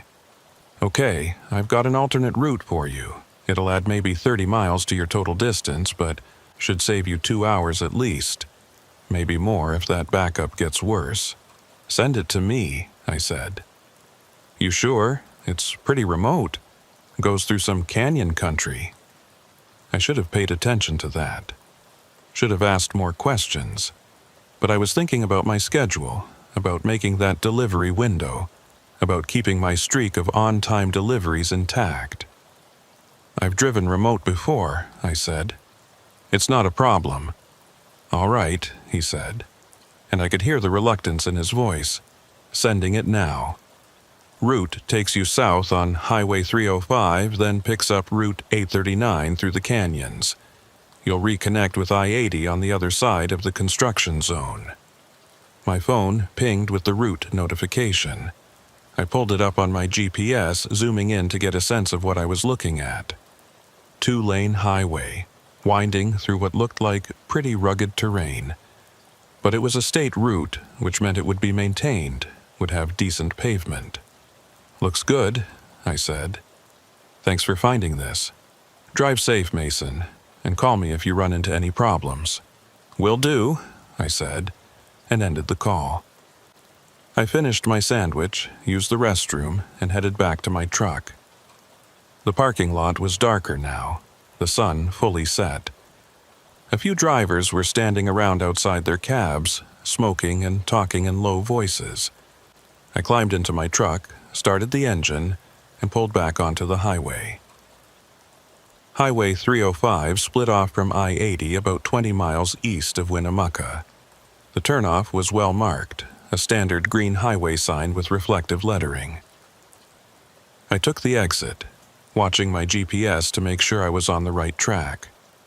The road was smooth at first, newer pavement that felt good under my tires. There wasn't much traffic, just the occasional car or pickup truck passing in the opposite direction. The desert stretched out on both sides, flat and featureless under the stars. After about 40 minutes, I hit the junction with Route 839. This was where the alternate route really began, where I'd be cutting through the canyon country my dispatcher had mentioned. The road changed immediately. It narrowed from 2 full lanes to maybe 1.5, the pavement older and more weathered. The shoulders disappeared completely, replaced by a solid white line on the right and a sheer rock wall rising up maybe 30 feet. On the left side, there was nothing. No shoulder, no guardrail, just a drop-off into darkness. I slowed down, adjusting to the new conditions. This wasn't ideal, but it wasn't the worst road I'd ever driven either. As long as I stayed alert and didn't push my speed, I'd be fine. The GPS showed Route 839 as a thin line cutting through the topography, following the curves of the canyon. According to the map, I had about 70 miles of this before reconnecting with I-80. At my current speed of around 40 miles per hour, that meant less than 2 hours. Still better than sitting in a backup. I settled in, one hand on the wheel, watching the road carefully. My headlights carved a tunnel through the darkness ahead, reflecting off the rock wall to my right. The CB radio was on, tuned to channel 19, but there was no chatter, just a faint hiss of static, which made sense given how remote this area was. The canyon walls grew higher as I drove, closing in from both sides. The road twisted and turned, following the contours of the rock. Some of the curves were sharp enough that I had to slow to 25 miles per hour to navigate them safely, the trailer behind me swinging wide, the tires getting close to that white line, and the void beyond it. After about 20 minutes on Route 839, I noticed something odd. My phone, which had been sitting in the cup holder with 2 bars of signal, suddenly showed no service at all. The GPS was still working, still tracking my position, but the cellular signal was completely gone. I wasn't too worried about that. Cell coverage is spotty in remote areas, especially in canyons where the rock walls block the signal. I'd been in dead zones before, and I'd be in them again. It was just part of driving through the empty parts of the country. What bothered me more was when the GPS stopped updating. I was watching the little blue dot that represented my truck, watching it move along the red line of my route. And then, without any warning or error message, it froze. The dot stopped moving, even though I was still driving, still covering ground. I tapped the screen, thinking maybe it had gone into sleep mode. Nothing happened. I swiped to close the app and restart it, but when I opened it again, the screen was blank except for a message. Searching for GPS signal. I checked my phone's settings. Location services were turned on, the GPS receiver was active, but it wasn't finding any satellites, which was strange, because GPS signals come from orbit, from satellites that should be visible even in a canyon as long as you have some open sky above you. I glanced up through the windshield. The canyon walls leaned in at an angle, but I could still see a strip of sky overhead, could still see stars. There was no reason the GPS shouldn't work, but it didn't. The phone kept searching, kept failing to connect. I set it aside and focused on driving. The GPS had already shown me the road, and it looked straightforward enough. Stay on Route 839 for 70 miles following the canyon until it reconnected with I-80. I had my odometer to track distance, and as long as I didn't see any turnoffs or intersections, I couldn't get lost. The CB radio crackled, and for a moment I thought I heard a voice underneath the static. I turned up the volume, listening carefully. Route 839. The words cut through clearly, then dissolved back into noise. I grabbed the handset.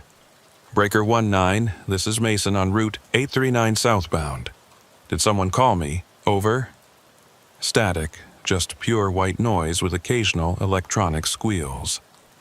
If anyone can hear me, please respond. I'm running Route 839 through the canyon. Over. More static.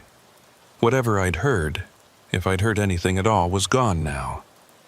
I hung up the handset and kept driving. The road descended now, dropping deeper into the canyon. My ears popped from the elevation change. The temperature inside the cab dropped too, cold air seeping in even though the heater was running. I passed a sign, one of those old-style highway markers that had probably been there for decades. It was so faded I could barely read it in my headlights. Route 839 next services, 94 miles, 94 miles. That was more than the 70 miles my GPS had shown before it stopped working. But maybe the GPS had been measuring as the crow flies, and the actual road distance was longer because of all the curves and switchbacks. That would make sense. Still, 94 miles was a long way to go without any services. No gas stations, no rest stops, nothing. I checked my fuel gauge, 3/4 full. Plenty to cover 94 miles even with the engine working harder to navigate all these grades and curves. I kept driving, the minutes ticking by. The canyon walls seemed to be getting closer, the road narrower. Or maybe that was just a trick of the darkness and the headlights, making everything seem more compressed than it really was. After what felt like about 30 minutes, I checked my trip odometer. I'd reset it when I turned onto Route 839, so it should show how far I'd traveled on this road. It read 18.7 miles. But that didn't feel right. I'd been driving for at least 30 minutes, probably closer to 40. Even at reduced speed, I should have covered at least 25 miles, maybe 30. I tapped the odometer display, wondering if it was malfunctioning. The numbers flickered but didn't change. 18.7 miles. I tried to remember the last mile marker I'd passed, but I couldn't. The road had been so winding, the darkness so complete that I'd lost track. I resolved to pay more attention, to watch for the next marker. The road straightened out briefly, giving me maybe a 1/4 mile of visibility ahead. My headlights picked up something on the pavement, something dark and irregular. As I got closer, I realized it was tire marks, long, black streaks that started in the middle of the lane and curved sharply to the left, ending right at the edge of the drop-off. Skid marks. Someone had braked hard here, had almost gone over the edge. I slowed down even more, scanning the area for any sign of what might have caused it. An animal in the road, maybe, or a rock slide. But I saw nothing unusual, just the same narrow strip of pavement and the same sheer walls. I kept going, and a few minutes later I saw more skid marks. Then more. Every few hundred yards, another set of marks, all ending at that drop-off on the left side. Some of them looked fresh, the rubber still dark and pronounced. Others were faded, worn down by time and weather. How many drivers had come close to disaster on this road? How many had actually gone over? I tried the CB radio again. Breaker 19, this is Mason on Route 839. If anyone has driven this route before... I'd appreciate any information about road conditions ahead. Over. The static changed pitch, became almost rhythmic, and underneath it I heard what might have been laughter, or maybe just noise that sounded like laughter. I hung up the handset, my hands gripping the wheel tighter. A new sign appeared, mile marker 12. I checked my odometer, 24.3 miles. According to my truck, I'd traveled more than twice as far as the mile marker indicated. The numbers weren't matching up, weren't making sense. I thought about turning around, heading back to I-80 and just sitting out the construction delay. But the road was too narrow to turn around. I'd have to back up for miles to find a wide enough spot, and backing up a 53-foot trailer on a winding canyon road with no shoulder was basically impossible. The only way was forward. I was committed now. The canyon changed again. The walls pulled back slightly and the road widened just enough that I felt like I could breathe a little easier. There was even a small pull-out area on the right, carved into the rock face. Just big enough for one vehicle to park without blocking the road.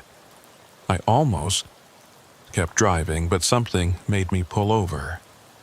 Maybe it was the sense that I needed to stop and think, to figure out what was happening with my GPS and odometer and mile markers. Maybe it was just fatigue catching up with me, the stress of navigating this difficult road in the dark. I pulled into the turnout and put the truck in park, leaving the engine running. The headlights illuminated the rock wall ahead, showing layers of sediment, different colors of stone stacked on top of each other like pages in a book. I sat there for a moment, trying to calm my racing heart. Everything was fine. I was just on a remote road with some minor equipment malfunctions. GPS fails sometimes, odometers can be off, mile markers might be placed incorrectly. None of it meant anything was actually wrong, but I couldn't shake the feeling that something was very wrong indeed. I pulled out my logbook, the paper one I was required to keep as backup. I flipped to today's entry and noted the time, 9:47 p.m. According to my dashboard clock. I wrote down my location as Route 839, mile marker 12, and noted that I'd pulled over to rest. Then I noticed something that made my stomach drop. The date on my logbook was wrong. Or rather, my previous entry was wrong. According to what I'd written, I'd started this trip on Thursday, March 14th, but the pre-printed date at the top of today's page was Saturday, March 16th. I'd lost a day. Somewhere between leaving Sacramento and pulling over in this canyon, an entire day had disappeared. But that was impossible. I'd left Sacramento yesterday afternoon, had driven through the evening, stopped in Winnemucca, gotten the alternate route from my dispatcher. All of that had happened in the span of maybe 8 hours. There was no way a full day had passed. I checked my phone, even though it had no signal. The date displayed on the lock screen, Saturday, March 16th, 9:47 p.m. My hands started shaking. I closed the logbook, set it aside, and just sat there trying to process what this meant. Either I'd somehow lost consciousness for a full day and had been driving on autopilot, which seemed impossible, or time itself had jumped forward, which was equally impossible. Or I was still Thursday and my phone and logbook were both malfunctioning, showing the wrong date. That had to be it. Some kind of electromagnetic interference in the canyon, maybe. Something that was screwing with electronic devices and somehow even affecting the mechanical date stamp on my logbook pages. I took a deep breath, then another. I needed to stay calm, stay rational. Panic wouldn't help me. I just needed to keep driving, get through this canyon, reconnect with I-80. Once I was back in normal territory, everything would make sense again. I was about to put the truck back in gear when I saw movement in my passenger mirror. Something was walking on the road behind me, coming from the direction I'd just driven. I grabbed my flashlight from the door pocket and shined it back toward the road. The beam caught a figure maybe 50 yards back, moving slowly toward my truck. It was a person. A man, I thought, though it was hard to tell at this distance. He was walking right down the center of the road, not hurrying, just a steady pace. I watched him approach, trying to decide what to do.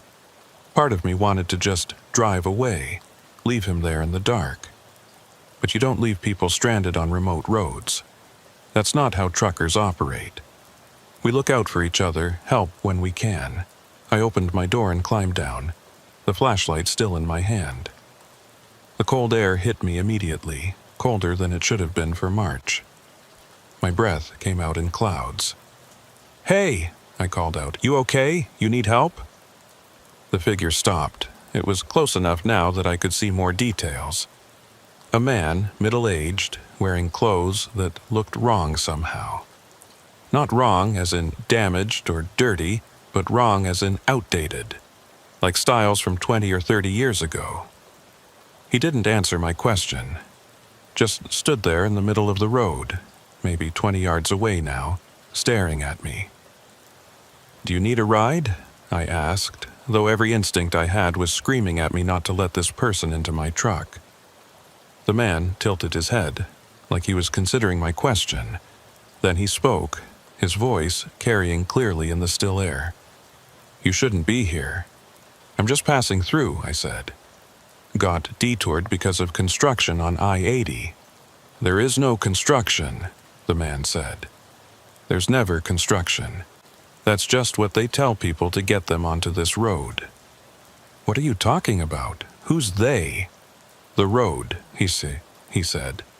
"Route 839. It needs drivers. Needs vehicles. So it creates detours, construction delays, accidents. Anything to redirect traffic onto itself." I took a step back toward my truck. This guy was clearly unstable, maybe high on something. "Look, I can't help you if you don't want help. I'm going to get back in my truck now." "It won't matter," the man said. "You can't leave. None of us can leave. The road doesn't let go once it has you." "I'm leaving right now," I said, backing up another step. The man laughed, but there was no humor in it. "Drive all you want. Forward, backward, doesn't matter. You'll just end up right back here. This spot, this exact turnout, I've been trying for years." "Years," he said, "years." I turned and ran for my truck, throwing myself into the cab and slamming the door. I hit the lock button, my hands shaking so badly I could barely control them. The man was still standing there in the road, illuminated by my headlights now. He was smiling, but it was a sad smile, the smile of someone who'd given up hope a long time ago. I put the truck in gear and hit the accelerator, pulling back onto the road. I had to swerve around him, came within a few feet of clipping him with my mirror, but he didn't move, didn't even flinch. Just watched me go with that sad, knowing smile. I checked my mirror once I was past him, expecting to see him still standing there. But the road behind me was empty. He was gone, like he'd never been there at all. I drove faster now, pushing my speed up to 50 despite the curves. I needed to get out of this canyon, needed to get back to normal roads where things made sense. But the man's words kept echoing in my head. "You'll just end up right back here." I drove for what felt like an hour, following curve after curve, descent after descent. My odometer climbed. 30 miles, 40 miles, 50 miles. But the mile markers, when I could see them, told a different story. Mile 12, mile 14, mile 11, mile 15. They weren't sequential, weren't following any pattern I could discern. And then I saw it. A turnout on the right side of the road, carved into the rock face. Just big enough for one vehicle, the same turnout I'd stopped at before. I slammed on the brakes, my heart hammering. This couldn't be the same place. I'd been driving for an hour, had covered dozens of miles. There was no way I was back where I'd started. But I recognized the rock formation ahead, the way the layers of sediment curved and folded. Recognized the exact angle of the pullout, the same scuff marks on the pavement where countless tires had pulled in and out. It was the same place, exactly the same. And standing in the middle of the road, right where I'd left him, was the man in the outdated clothes. He wasn't smiling anymore. Now he just looked tired. "I told you," he said, his voice carrying through my closed window. "The road doesn't let go." I sat frozen in the driver's seat, staring at the man through my windshield. My mind was trying to find an explanation, any explanation that would make sense of what I was seeing. Maybe there were multiple turnouts that looked similar. Maybe I'd gotten turned around somehow, had accidentally reversed direction without realizing it. But I knew those explanations were wrong.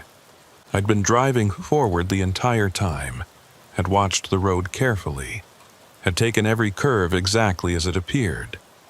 There had been no intersections, no places where I could have looped back on myself.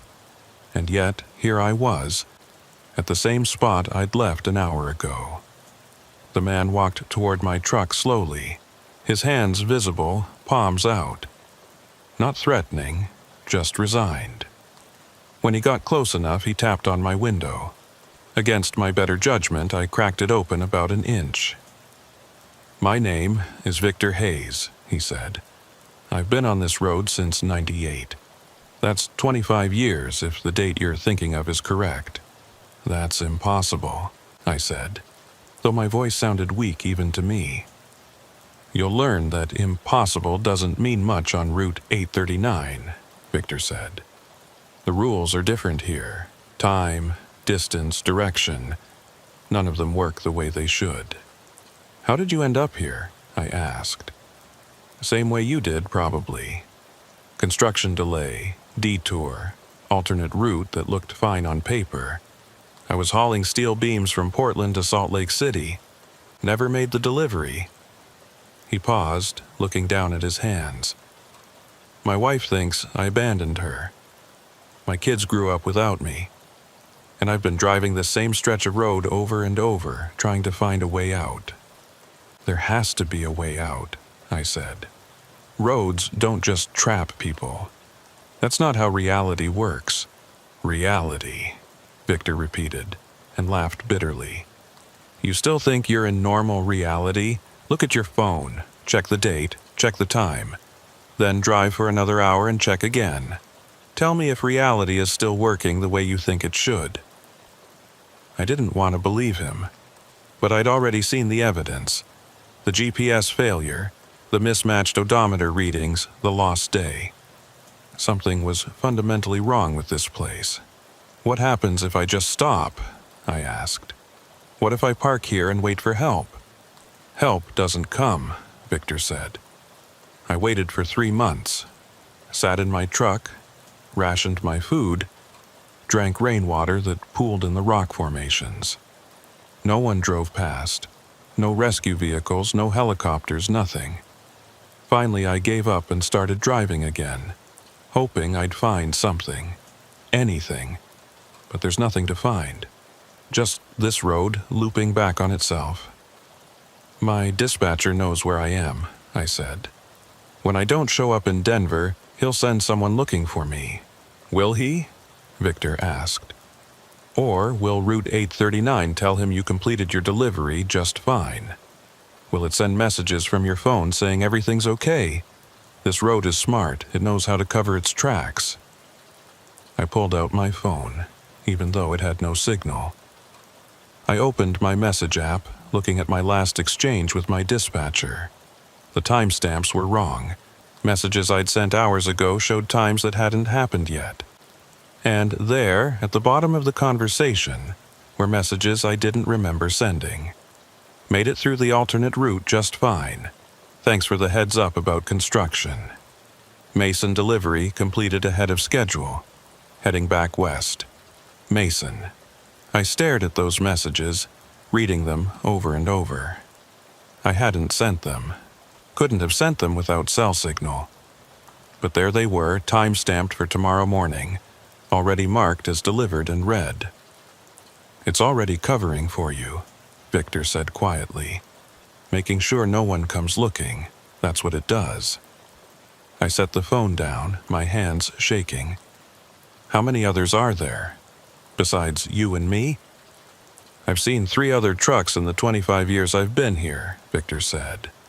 "Each one appeared, drove the loop for a while, then disappeared.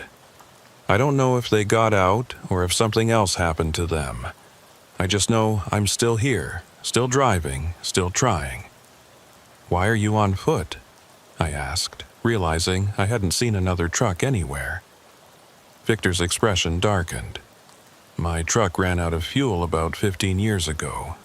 Gauge always showed half full no matter how much I drove, and then one day the engine just died. Wouldn't restart. I've been walking the loop ever since. That doesn't make sense. You'd die of dehydration in a few days." "You'd think so," Victor said. "But time doesn't pass normally here. Sometimes I walk for what feels like hours, and my watch only shows minutes. Sometimes I sleep for what feels like minutes and wake up to find days have passed. I don't get hungry the way I should. Don't get thirsty. It's like my body is stuck in a loop too, just like the road." I looked at my fuel gauge. Still 3/4 full, exactly where it had been since entering the canyon. Victor was right. It hadn't moved at all. "What are you carrying?" Victor asked, nodding toward my trailer. "Electronics. Computer equipment, mostly." I wonder if that matters. If the cargo determines how long the road keeps you." "What do you mean?" "Just a theory," Victor said. "The 3 trucks I saw, one was carrying livestock, one had a refrigerated trailer with food, one was hauling cars, all different cargo. They all disappeared at different times. I had steel beams. Maybe the road wants certain things, lets go of others." "That's insane," I said. "Is it?" Victor asked. "Is it any more insane than a road that loops back on itself, that makes time jump forward and backward, that traps people for decades?" He had a point. "So, what do I do?" I asked. "Just drive until it decides to let me go." "That's what I've been doing," Victor said. "Haven't found a better option yet. But maybe you'll have better luck. You've got a truck that still runs. You've got fuel. You can cover more ground than I can. Come with me," I said, surprising myself. "Ride in the passenger seat. We'll figure this out together." Victor smiled, that same sad smile from before. "I appreciate the offer, but I can't. I tried to get in someone else's truck once, years ago, grabbed the door handle, and..." He held up his hand, showing me a scar across his palm. "It burned me, like touching a hot stove. The road won't let me leave my own route. I have to walk it. What if I drove slowly, kept pace with you? You could try," he said. But his tone suggested it wouldn't work. "Listen, I'm going to keep walking. You do what you think is best. If you find a way out, if you make it back to the real world, do me a favor. Look up Catherine Hayes in Portland, Oregon. Tell her Victor didn't abandon her. Tell her I tried to come home." "I will," I said, though I had no idea if I'd ever get the chance. Victor nodded, stepped back from my truck and started walking. He moved slowly but steadily, heading in the direction I'd just come from. Or thought I'd come from. On this road, direction didn't seem to mean much. I sat there for another minute, trying to decide what to do. Then I put the truck in gear and started driving again. Maybe Victor was right and I'd just end up back here. But I had to try. Had to believe there was a way out. I drove carefully, watching the odometer, counting the mile markers when I could see them. The numbers still didn't match, still made no sense, but I tracked them anyway, looking for patterns. Mile 12, mile 18, mile 9, mile 23, mile 12 again. I passed the same rock formations multiple times. The same curves, the same skid marks on the pavement. The road was repeating, but not in a simple loop. It was more complex than that, like a knot that folded back on itself in multiple places. After what my watch said was 2 hours, but my dashboard clock said was 30 minutes, I saw something new. There was a truck ahead of me, parked in the middle of the road. It was old, maybe from the early 2000s. The cab door was open, and the headlights were still on, though they were dim, the battery clearly dying. I slowed as I approached, pulling up behind it. I grabbed my flashlight and got out, the cold air hitting me like a wall. I approached the truck cautiously, calling out, "Hello? Anyone here?" No response. I looked inside the cab. Empty, the keys were still in the ignition, turned to the on position. The fuel gauge showed half full. On the seat was a logbook, open to a page dated March 12th, 3 days ago by my phone's current date. The last entry read, "Can't go forward, can't go back. Odometer says 247 miles, but I keep passing the same landmarks. Fuel won't run out, GPS won't work. This doesn't make sense. Going to walk ahead, see if I can find anything on foot." I checked the back of the truck. No trailer. This was just a cab. A day cab used for local runs, not long hauls. Whoever had been driving it was probably local, had taken Route 839 thinking it was just a normal shortcut. I went back to my own truck and continued driving, leaving the abandoned cab behind. But I couldn't stop thinking about it. How long had it been sitting there? Days? Years? And where was the driver now? The road descended sharply and I had to downshift to control my speed. The grade was steep enough that I could feel gravity pulling me forward. My brakes were working hard, getting hot. I could smell them, that acrid, burning smell that meant I was pushing them to their limit. The descent continued for what felt like miles. I started to worry that I'd overheat my brakes, that I'd lose control and go over the edge. But then, as suddenly as it had started, the road leveled out. I was at the bottom of the canyon now, or what I assumed was the bottom. The walls rose up on both sides, so high I couldn't see their tops.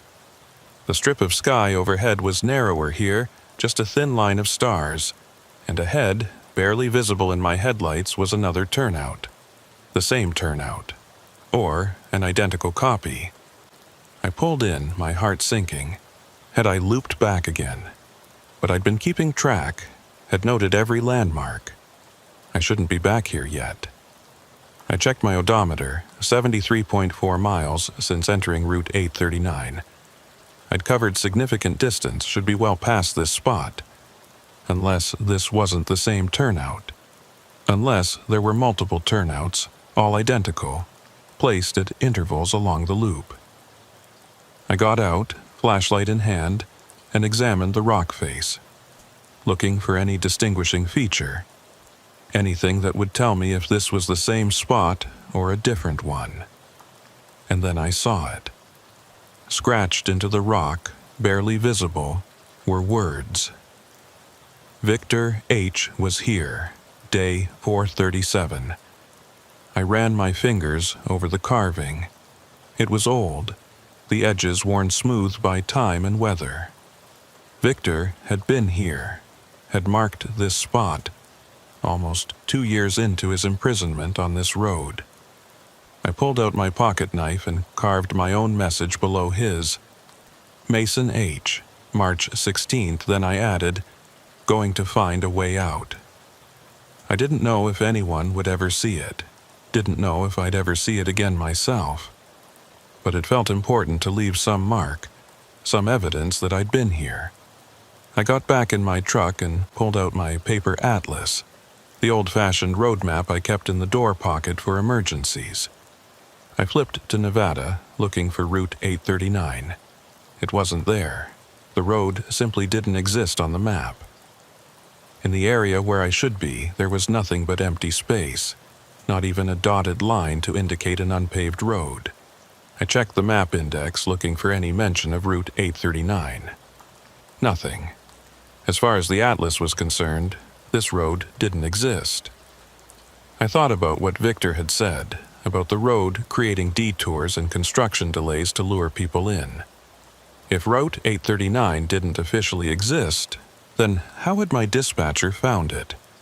How had it appeared on my GPS? The answer was chilling. It hadn't. My dispatcher probably sent me on a normal, alternate route, Highway 305 or something similar. But Route 839 had intercepted me somehow, had replaced the real road with itself, had pulled me off the map and into this impossible loop. My CB radio crackled, and a voice came through clearly. "Mason Holt." I grabbed the handset. "Who is this? How do you know my name?"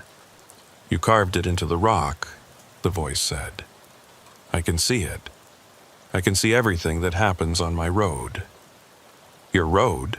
I said. "What are you?" "I am Route 839, the voice said, and it sounded almost amused. "I am the pavement and the rock. I am the curves and the drop-offs. I am every mile marker and every skid mark. This is my place, and you are my guest." "Let me go," I said. "I don't want to be here." "But I want you here," the voice said. "I've been alone for so long, just me and Victor, walking his endless loop. It's nice to have someone new, someone who still has hope." "You can't keep me here," I said, though I had no idea if that was true. "Can't I?" the voice asked. "Look at your fuel gauge, look at your odometer, look at the date on your phone. I can make time move however I want, can make distance stretch or shrink, can make your truck run forever or die in an instant. This is my world, Mason. You're just living in it. Why?" I asked. "Why trap people here?" "Because I'm lonely," the voice said, and for a moment it sounded almost sad. "I was built to carry traffic, to connect places, to be useful. But I was never used, never finished. The construction crew disappeared before they could complete me. I was left here, incomplete, forgotten. So I finished myself, extended myself, made myself into something that could exist outside the normal world. And now I collect the things I need. Drivers, mostly, people to keep me company, to drive my curves and admire my views, to be here with me." "That's insane," I said. "Is it?" the voice asked. "Or is it just lonely? Everyone needs companionship, Mason, even roads." The radio went dead, the static cutting out completely. I was left in silence, just the rumble of my engine and the whistle of wind through the rocks. I tried to think rationally, to approach this like a problem I could solve. Route 839 was some kind of anomaly, some impossible place where normal physics didn't apply. But there had to be limits to what it could do, had to be weaknesses. Victor had been here for 25 years and hadn't found a way out. But Victor had been walking, limited in his mobility. I had a truck, had fuel that apparently wouldn't run out, had the ability to cover ground quickly. What if the loop had an edge? What if I could find the boundary where Route 839's influence ended and normal reality began? I put the truck in gear and started driving again, this time with a new strategy. Instead of following the road's curves, I'd look for any deviation, any branch, any possible exit. I drove for hours, my eyes scanning constantly. The road continued its endless twisting, continued looping back on itself. I passed the abandoned day cab 3 more times, saw the same mile markers repeating in their nonsensical sequence, saw my own tire marks on the pavement, proof that I'd been here before. But I didn't give up. Couldn't give up, because the alternative was to end up like Victor, trapped here for decades, walking an endless loop while the world moved on without me. And then, just when I was starting to lose hope, I saw something different. There was a crack in the road ahead, not a normal crack, not the kind caused by weathering or freezing. This was a gap, a space where the pavement simply ended and then started again a few feet later. I slowed down, approaching carefully. The gap was maybe 3 feet wide, running perpendicular across both lanes. Beyond it, the road continued as normal. But in the gap itself, I could see something that made my brain hurt to look at. It wasn't empty space. It was something else, something that shifted and moved, that was multiple colors and no color at the same time. Like looking at a glitch in reality, a place where the world hadn't loaded properly. I stopped the truck about 10 feet from the gap and got out. The cold air hit me, but I barely noticed it. I walked toward the gap slowly, the flashlight in my hand, though the beam seemed to bend and distort as it approached the crack. When I got close enough to look down into the gap, I saw more of that shifting, impossible non-space. And underneath it, or maybe beyond it, I could see glimpses of something else, other roads, other places, flashes of reality that might have been the world I'd left behind. I'd found it, the edge of Route 839's domain, the boundary between the impossible and the real. Now I just had to figure out how to cross it. I stood at the edge of that crack in reality, staring down into the impossible space between. My flashlight beam twisted and fragmented as it hit whatever was in that gap, breaking into colors that shouldn't exist, creating shadows that pointed in wrong directions. Every instinct I had screamed at me to back away, to get in my truck and drive far from this place. But this might be my only chance, my only way out of this loop. I crouched down, getting as close to the edge as I dared. The crack was wider than I'd first thought, maybe 4 feet across, too wide to simply step over, and I had no idea how deep it went, or if depth even meant anything in a space that didn't follow normal rules. I stood up and went back to my truck, thinking. I could try to jump the gap, but 4 feet was a long way, especially with an uncertain landing on the other side. If I missed, if I fell into that crack, I didn't know what would happen. Might fall forever, might cease to exist, might end up somewhere worse than Route 839. What I needed was a way to bridge the gap, something solid I could use to cross safely. I looked at my trailer. It was hauling pallets of computer equipment, all strapped down and secured. But there might be something I could use. I opened the trailer doors and climbed inside, shining my flashlight across the cargo. The pallets were wrapped in plastic, but I could see what was underneath. Servers, mostly, rack-mounted units in cardboard boxes, and underneath those, wooden shipping pallets. Long, sturdy planks of wood held together with nails. I grabbed my tire iron from the cab and used it to pry apart one of the pallets. The wood was solid, the planks about 8 feet long. Perfect. It took me 20 minutes to dismantle 3 pallets and drag the planks to the crack. I laid them across the gap, side by side, creating a makeshift bridge. The planks rested on the pavement on both sides, spanning that impossible space. I tested the bridge carefully, putting my weight on one plank at a time. They held. The wood creaked but didn't bend or crack. It would support me, but would it support my truck?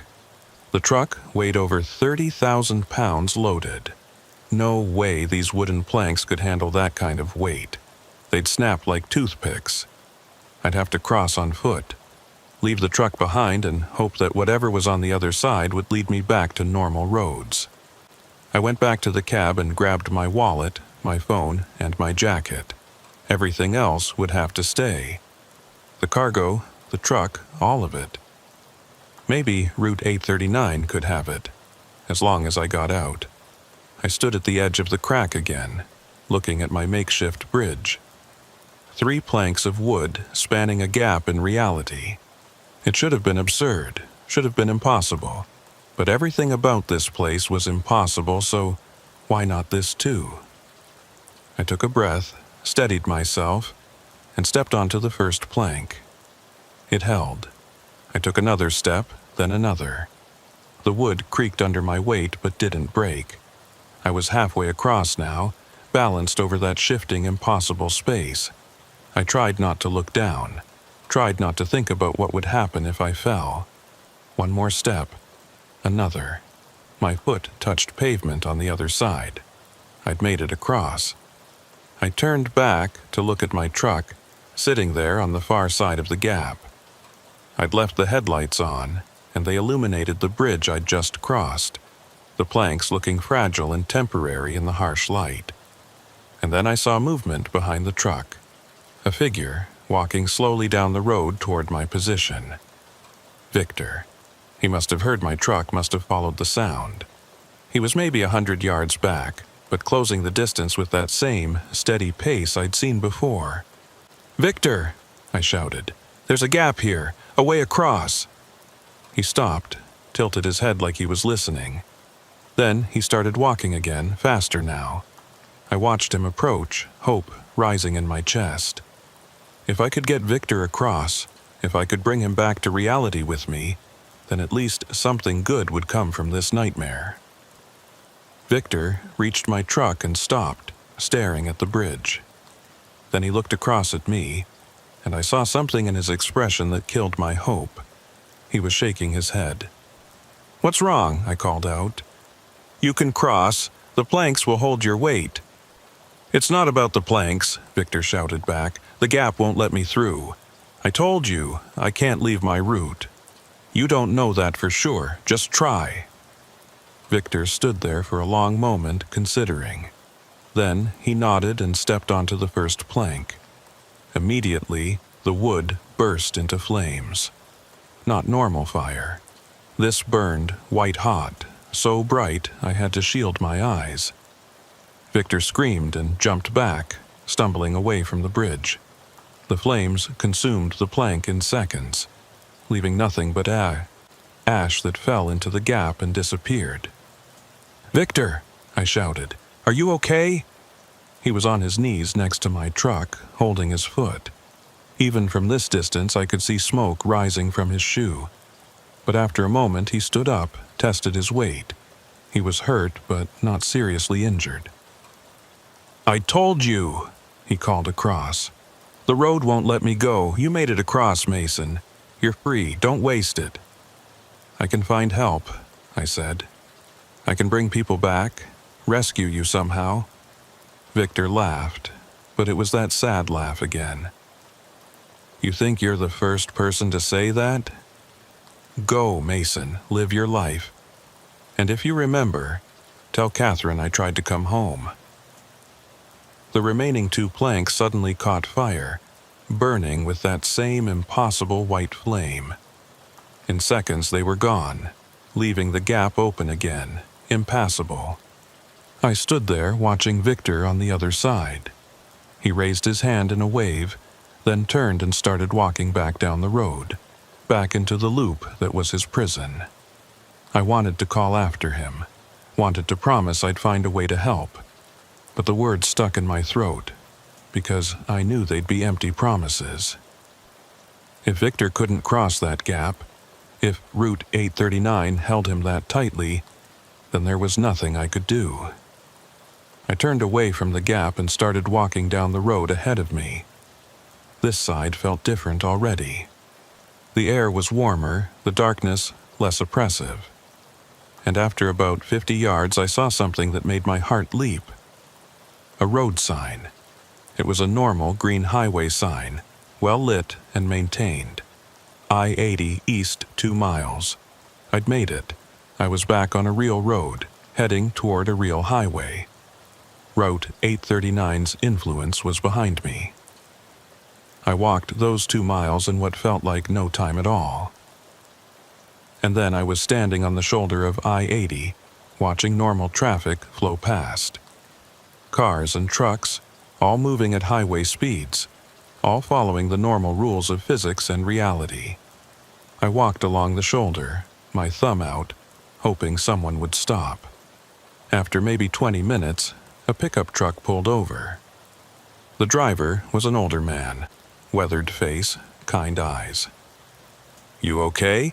he asked through the open window. "Your truck break down?" "Something like that," I said. "Can you give me a ride to the nearest town?" "Sure, hop in." I climbed into the passenger seat, and the simple normalcy of it almost made me cry. The truck smelled like coffee and cigarettes. The radio was playing country music. Everything was real and solid and normal. "Where are you headed?" the driver asked as he pulled back onto the highway. "Anywhere," I said. "Anywhere is fine." He gave me a strange look but didn't press. We drove in silence for a while, and I watched the mile markers tick past, each one sequential, each one exactly where it should be. After about 30 minutes, we reached a small town. The driver pulled into a gas station, and I thanked him and got out. He drove away, and I stood there in the parking lot surrounded by normal people doing normal things.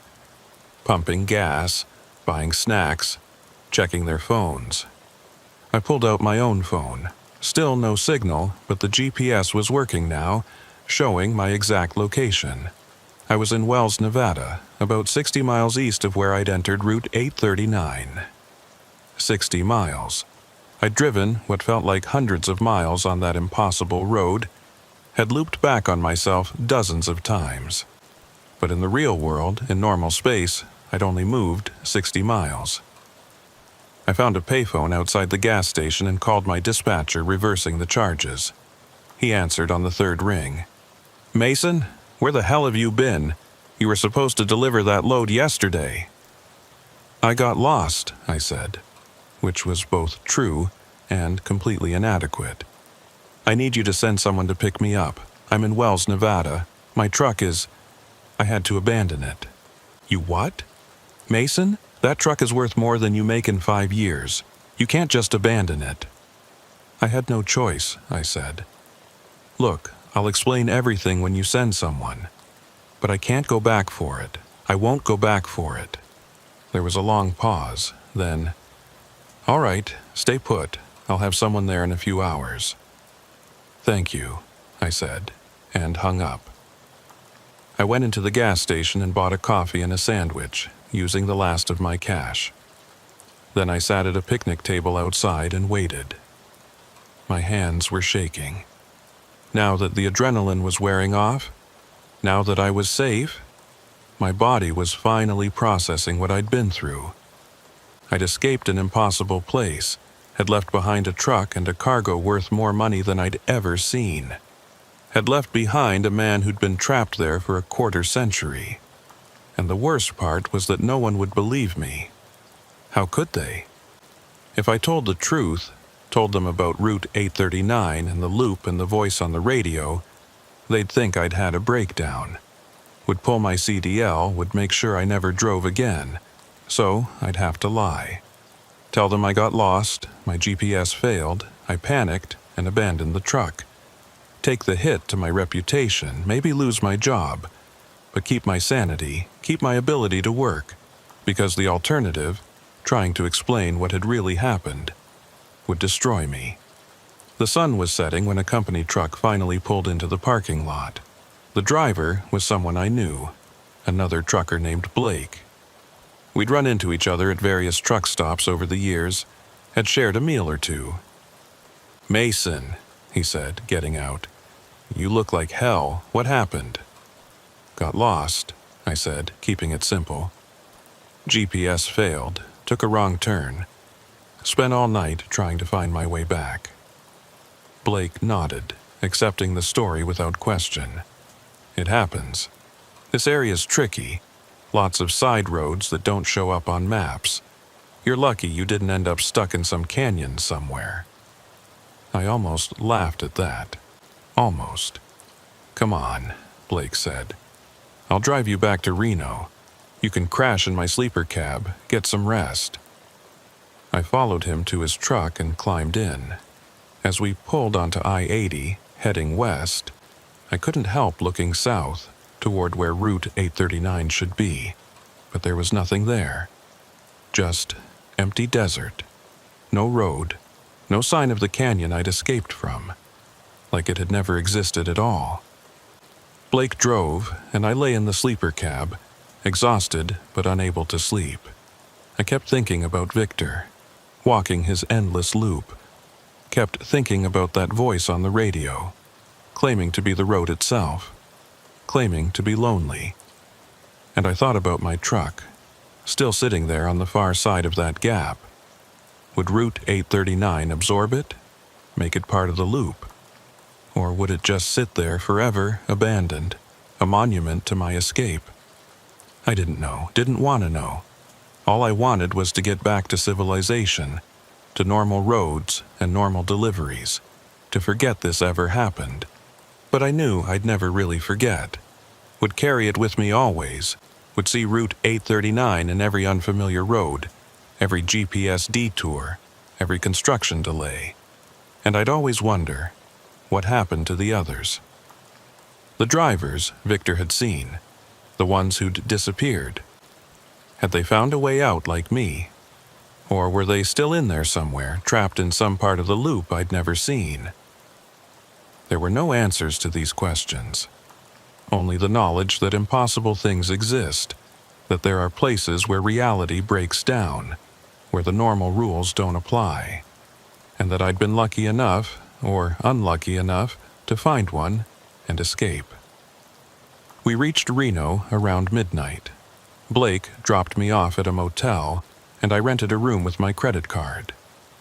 The clerk didn't ask questions, just handed me a key and pointed toward the rooms. I lay in the bed, staring at the ceiling, listening to the sounds of normal traffic outside. Cars passing, people talking, the hum of the ice machine down the hall. Normal sounds. Real sounds. Sounds that meant I was back in the world, away from that impossible place. But even as I lay there, grateful to be free, I couldn't stop thinking about what Route 839 had said. About being lonely. About wanting companionship. And I wondered how many other roads out there felt the same way. How many other impossible places were waiting, watching, hoping to trap someone who'd keep them company. The thought kept me awake until dawn. That was 8 months ago.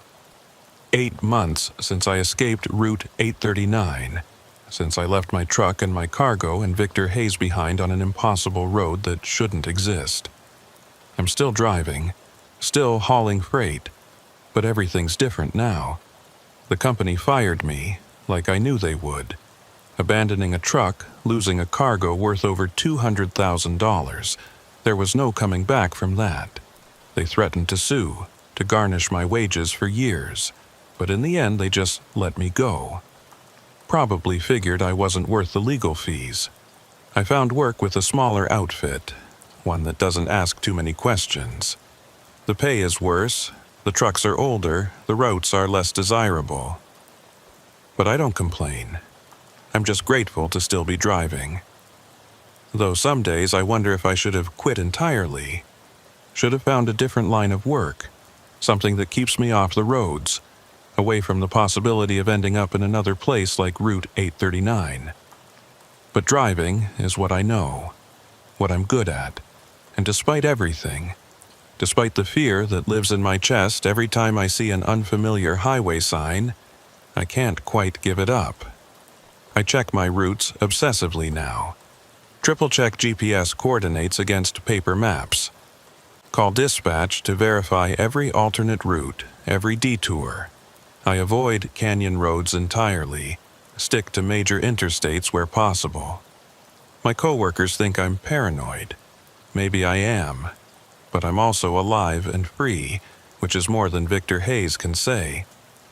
I tried to keep my promise to him, tried to find Catherine Hayes in Portland, Oregon, but there were 17 women with that name in the Portland area, and none of them were married to a Victor. Either I had the wrong city, or Catherine had remarried and changed her name, or Victor had been wrong about where she lived. Or maybe, and this is the thought that haunts me, maybe Victor's timeline was different from mine. Maybe his 1998 was my 2018, or some other year entirely. Maybe time in Route 839 was so broken that he'd been pulled from a completely different era, and his Catherine had been dead for decades in my reality. I don't know. Can't know. And that uncertainty eats at me.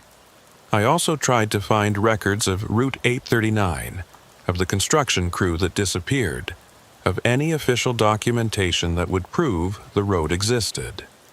I spent weeks searching through state archives, historical societies, construction records. I found nothing. No Route 839. No missing construction crew in 1943 or any other year. No reports of drivers disappearing on canyon roads in Nevada. Either the records were buried so deep I couldn't find them, or Route 839's existence is so impossible that even history rejects it. But I know it's real. I have proof. My watch still runs 6 hours behind normal time. I've taken it to 5 different jewelers, and they all say the same thing. The mechanism is perfect, keeping perfect time. It's just keeping time in a different reality. And sometimes, late at night when I'm on a long haul, my CB radio crackles to life even though it's turned off. I'll hear that voice, the one that claimed to be the road itself. It never says much, just, "I miss you, Mason. Come back and visit sometime." I never answer, don't even acknowledge that I heard it. Just keep driving, watching the road, staying alert. Because I know the truth now, in my bones, in the watch that runs on impossible time, in the static that carries voices that shouldn't exist.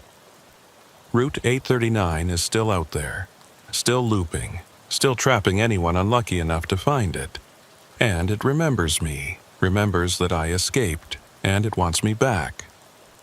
I see signs sometimes in the corner of my vision.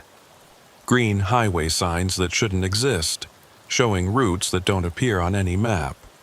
I'll be driving along a normal interstate and suddenly there'll be an exit for Route 839, or County Road 34, or some other designation I've never heard of.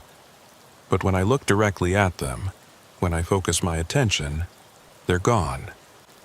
Replaced by normal signs for normal exits. I think Route 839 is testing me, seeing if I'll take the bait again, if I'll trust an alternate route one more time. I won't. I've learned my lesson. But I wonder about other drivers, about the people who don't know, who haven't been warned. How many of them are taking those exits right now, following those impossible routes, ending up in loops they'll never escape? And I wonder if I should try to warn them, if I should start some kind of website, some repository of information about impossible roads. Tell my story. Tell Victor's story. Hope that someone believes me. But who would listen? Who would take seriously a trucker claiming that haunted roads exist? That there are places where physics breaks down and you can drive forever without getting anywhere? They'd call me crazy. And maybe they'd be right. So I keep quiet, keep driving, keep checking my routes 3 times before I start each trip. And I try not to think about Victor still walking his loop after all these years. Try not to wonder if he's given up hope, if he's stopped counting days, if he even remembers what the real world looks like anymore. But I do think about him every day. Every time I see a canyon road, every time my GPS suggests an alternate route, every time that voice crackles through my CB radio. I think about how I escaped, and he didn't. About how arbitrary it seemed, how there was no reason I should have found that gap in reality, and he should have missed it for 25 years. Survivor's guilt, I guess. The feeling that I got lucky when I shouldn't have, that I'm driving free roads while a decent man walks an endless loop in an impossible place. It's why I still drive, despite the fear, despite knowing what's out there. Because if I quit, if I hide from the roads, then Victor's sacrifice, and it was a sacrifice, him staying behind so I could cross that gap, would be meaningless. So I drive, and I watch, and I hope that somehow, someday, Victor finds his own way out. I'm in Wyoming now, hauling a load of construction materials to a site near Cheyenne. It's a clear night, stars visible from horizon to horizon. The kind of night that used to make me feel free, like I was part of something bigger than myself. Now it just makes me feel small, vulnerable, like anything could be hiding in that darkness between the stars. My phone buzzes with a message from dispatch. I pick it up at a red light, expecting a routine update about delivery times or fuel prices. Instead, it's a route change. Construction on I-80, they say. Need to take an alternate route through some canyon country. They've already uploaded it to my GPS. My hands start shaking. I pull over onto the shoulder, engine idling, and just sit there. This could be legitimate. Could be real construction, a real alternate route, nothing unusual at all. Or it could be Route 839 reaching out again, testing me, trying to lure me back. I call dispatch. The night dispatcher answers, someone I don't recognize. "This is Mason Holt," I say. "I just got a route change. Can you verify it's legitimate?" "1 second," she says. I hear typing. "Yeah, I've got it here." Major accident on I-80, both lanes blocked. This alternate route will save you about 4 hours. It's all good roads, maintained state routes. "What's the route designation?" I ask. More typing. "Let's see, Highway 287 South then. That's weird." My stomach drops. What's weird? The route code isn't showing up correctly. It's just displaying as a series of numbers.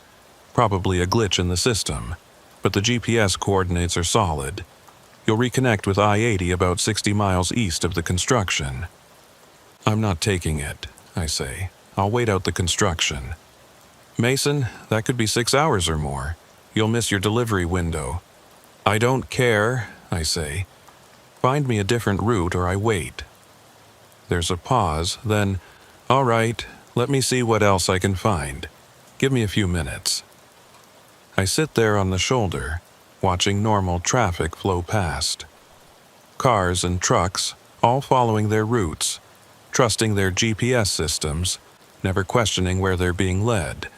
And I wonder how many of them will take that alternate route. How many will end up in a place like Route 839, trapped in a loop they can't escape. The dispatcher calls back. "Okay, I've got you on Highway 287 South, then cutting east on State Route 70. It'll add about 90 minutes to your trip, but it's all verified roads, no weird glitches." "Send it," I say, relief washing over me. The new route appears on my GPS. I zoom in, checking every junction, every turn. It all looks legitimate. Real roads, real destinations. But I'll still check it 3 times before I start driving. We'll still watch every sign, every mile marker, every exit, because I know what's out there now. Know that impossible things exist, that there are roads that hunt, and I know that Route 839 is patient. It's got nothing but time. It'll wait for me to let my guard down, to trust my GPS one time too many. But I won't give it that chance. I'll keep checking, keep verifying, keep watching, for the rest of my life if necessary. Because the alternative, ending up back on that loop, back in that impossible place, is worse than any amount of paranoia. I put the truck in gear and pull back onto the highway following my new route. The night is clear, the roads are empty, and everything feels normal. But in the back of my mind, I can still hear that voice from the CB radio. "I miss you, Mason. Come back and visit sometime." And I know with absolute certainty that one day Route 839 will try to collect me again. When that day comes, I'll have to be ready, have to be alert, have to recognize the signs before it's too late. Because I've seen what happens to people who don't escape. Have met Victor Hayes, still walking his loop after a quarter century. Have seen that sad resignation in his eyes, that acceptance of a fate worse than death. I won't let that happen to me. Won't let Route 839 win. But I also won't stop driving. Won't let fear keep me off the roads. Because roads are what I know, what I do. And despite everything, despite the terror and the uncertainty, I can't imagine doing anything else. So I drive. Through the night, through the uncertainty, through the fear. And I watch. Always watch. For that green sign with the wrong route number. For that GPS glitch that looks too convenient. For that voice on the radio calling my name. And if I see any of those things, I'll do what I should have done the first time. I'll turn around. I'll find another way. I'll choose the longer route, the slower route. Any route that doesn't lead back to that impossible place. Because I know the truth that most drivers never learn. Some shortcuts cost more than time. Some shortcuts cost everything. And Route 839 is still out there, waiting in the spaces between real roads, hungry for company, patient as stone. It let me go once. It won't let me go twice.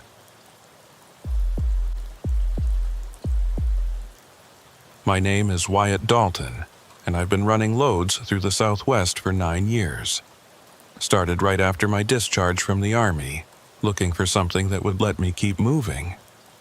Trucking turned out to be perfect for that.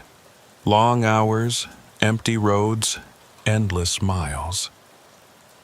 After 2 tours in Afghanistan, I'd had enough of noise and chaos. Give me a quiet cab and an open highway any day. This happened in late September, about 4 months ago. I was hauling agricultural equipment from Fresno to Phoenix, a route I'd run maybe 100 times. Straightforward drive, mostly I-5 south, then I-10 east through the desert. I left Fresno around 4 p.m. on a Friday, planning to drive through the night. By 11 p.m., I was deep in the desert between Indio and Blythe, that stretch where there's nothing but sand and rock. The moon was almost full, bright enough to see rock formations casting long shadows. I'd been driving for 7 hours straight, feeling that low-grade fatigue from staring at the same road too long. I still had 4 hours ahead and needed to stop, stretch my legs, maybe close my eyes for 20 minutes. The problem was finding a good place. This section of I-10 doesn't have many rest areas. I could push on to Blythe, but that was still 30 miles ahead, and I needed to stop now. That's when I saw the turnout. It appeared on my right, marked by a brown sign. Canyon View Rest Area. I didn't remember seeing this rest area before, but I'd been running this route for years, sometimes on autopilot.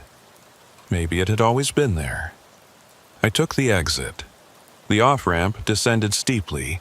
The pavement cracked and weathered, with sand drifting across it. The rest area was a quarter-mile from the interstate, tucked between 2 rocky hills.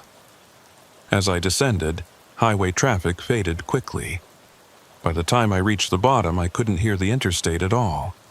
The rest area was small, gravel parking lot for maybe 3 vehicles, a single light pole that wasn't working. My headlights swept across a picnic table, a trash can, and an information board. At the far end, a hiking trail led into the rocks. No other vehicles.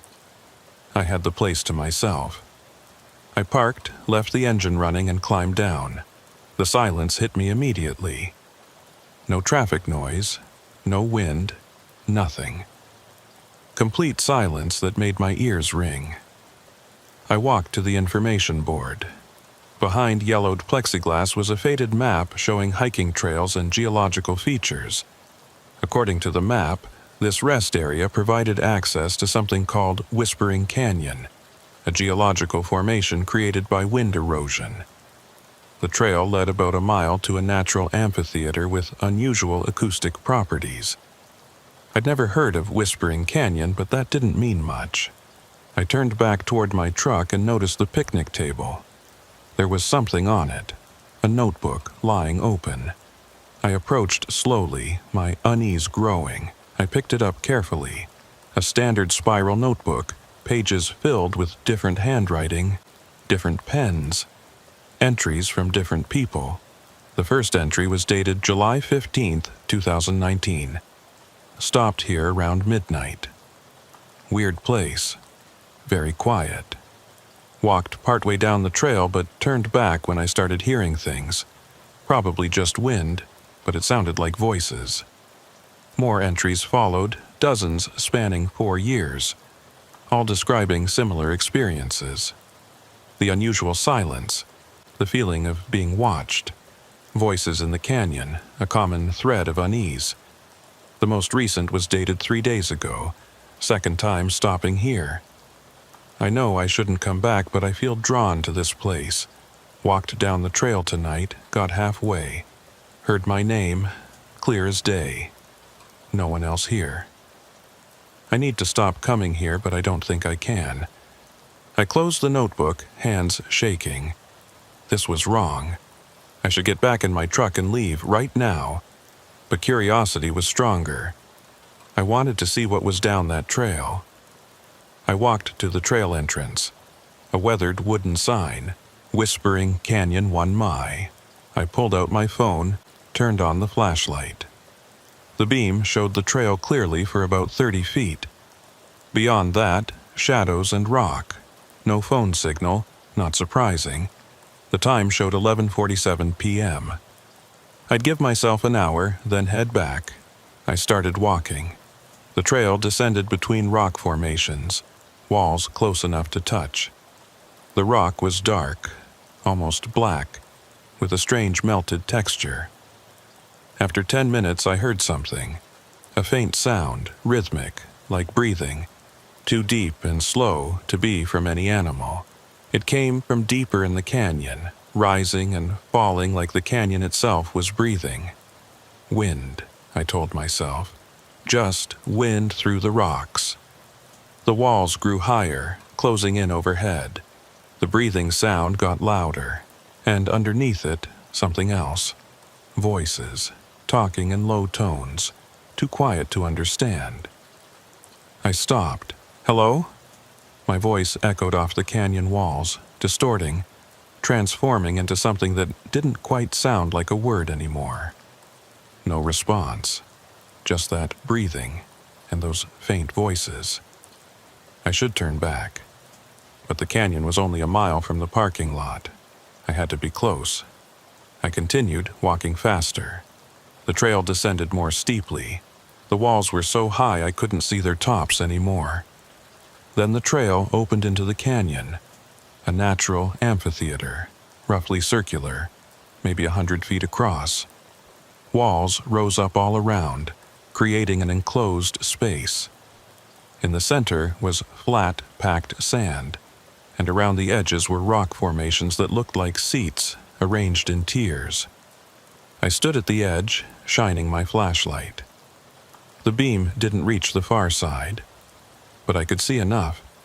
It was beautiful in a stark, alien way, and completely silent. Even the breathing had stopped. I walked to the center and turned in a slow circle. That's when I heard the voice, clear and distinct. Finally, someone came. I spun around, flashlight searching. No one. The canyon was empty. "Who's there?" I called out. "Show yourself." Silence. Then, from a different direction. "We've been waiting so long, calling and calling, but no one comes anymore. Where are you?" "Everywhere. We're part of the canyon now, have been for a long time. Who are you?" "Travelers. Like you. We stopped at the rest area, walked down the trail, came into the canyon, and then we couldn't leave." "What do you mean, couldn't leave?" I backed toward the trail entrance. The canyon doesn't let go. Once you're deep enough, once you reach the center, it holds you, makes you part of it. We've been trying to warn people, but we can only whisper, can only call.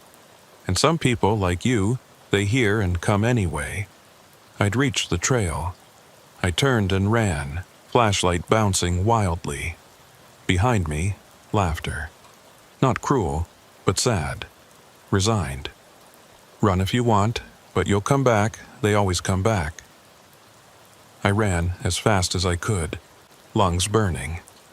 The trail seemed longer going up, the same rocks, same curves, over and over like I was running in place, but finally I saw light ahead. My truck's headlights. I burst into the parking lot, chest heaving. My truck was right where I'd left it, engine running.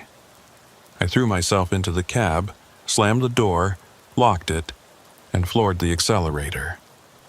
I drove for an hour without stopping, hands locked on the wheel. Finally, near Blythe, I pulled into a well-lit truck stop and just sat there, letting my heart rate return to normal. What had that been? A prank? Some kind of elaborate hoax with hidden speakers in the canyon? But I knew that wasn't it. The voice had been too clear, too real, and the things it had said, about the canyon not letting go, about travelers becoming part of it, those weren't the words of a prankster. I pulled out the notebook I'd taken from the picnic table, the one with all the entries. I'd grabbed it without thinking when I ran back to my truck, and now I flipped through it again, reading more carefully. Every single entry mentioned feeling drawn to the place, mentioned hearing voices, mentioned the canyon calling to them, and several of the later entries were from the same people, coming back again and again despite knowing they shouldn't. The last entry, the one from 3 days ago, had been written by someone who'd already visited the rest area once before. They'd come back because they felt drawn to it, because the canyon was calling them. I set the notebook aside and rubbed my eyes. I was exhausted, the adrenaline crash hitting hard.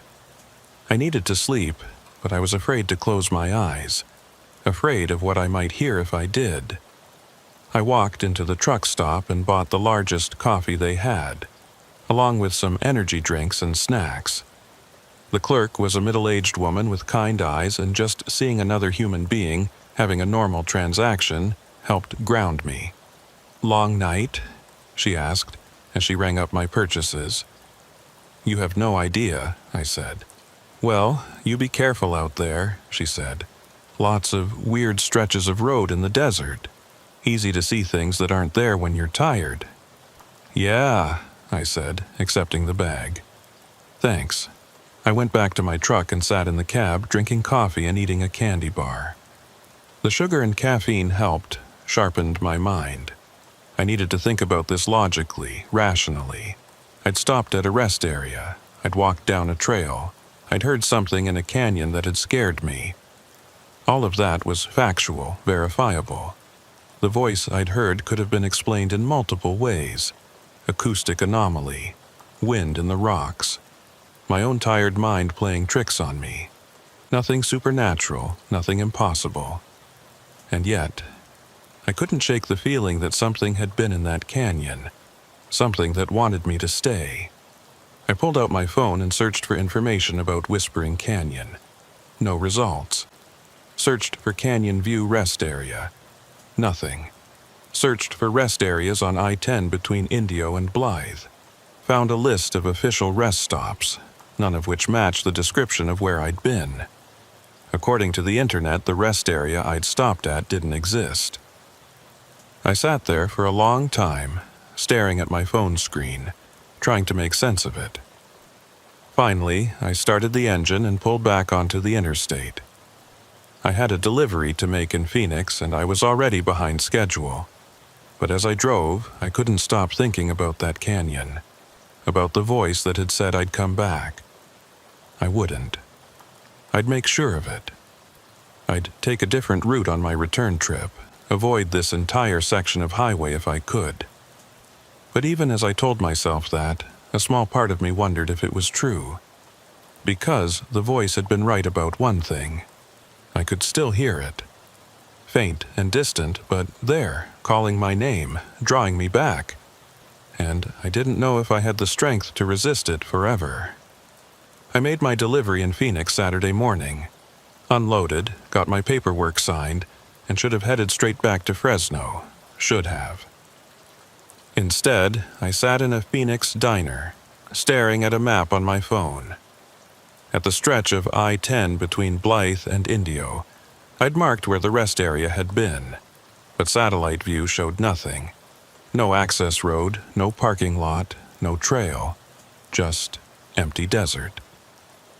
I pulled out the notebook I'd taken from the picnic table. Flipped through it again, reading more carefully. Every entry mentioned feeling drawn to the place, hearing voices, the canyon calling. Several later entries were from the same people, coming back again and again despite knowing they shouldn't. More coffee? The waitress stood next to my booth. No thanks, just the check. She set it down, then looked at me. You okay? You look like you've seen a ghost. Something like that. She nodded. The desert does that to people. My grandfather used to say the desert has memories, and sometimes those memories leak out. He was crazy as hell, she added with a smile. But maybe crazy and wise aren't so different. I paid and left. It was mid-afternoon, heat pressing down. I should head back to Fresno, forget about the rest area. But I couldn't. I told myself I was just being curious. Just wanted to understand. But deep down, I knew it was more. The voice had said I'd come back, and part of me wanted to prove it wrong. Or maybe I just wanted to hear that voice again. I got in my truck and started driving west on I-10. I'd just check, I told myself. Just drive past, see if it was there. If it wasn't, fine. If it was, I'd keep driving. But I knew I was lying. The drive took 2 hours. I kept watching for that brown sign. Started doubting myself. Maybe I'd been wrong. Maybe it hadn't existed at all. Then I saw it. Canyon View Rest Area. My heart rate picked up. It was real, still there. I passed without slowing, keeping my promise. But a mile down the road, my foot eased off the accelerator. Before I realized what I was doing, I was executing a U-turn. I drove back and took the exit. The access road descended, traffic faded.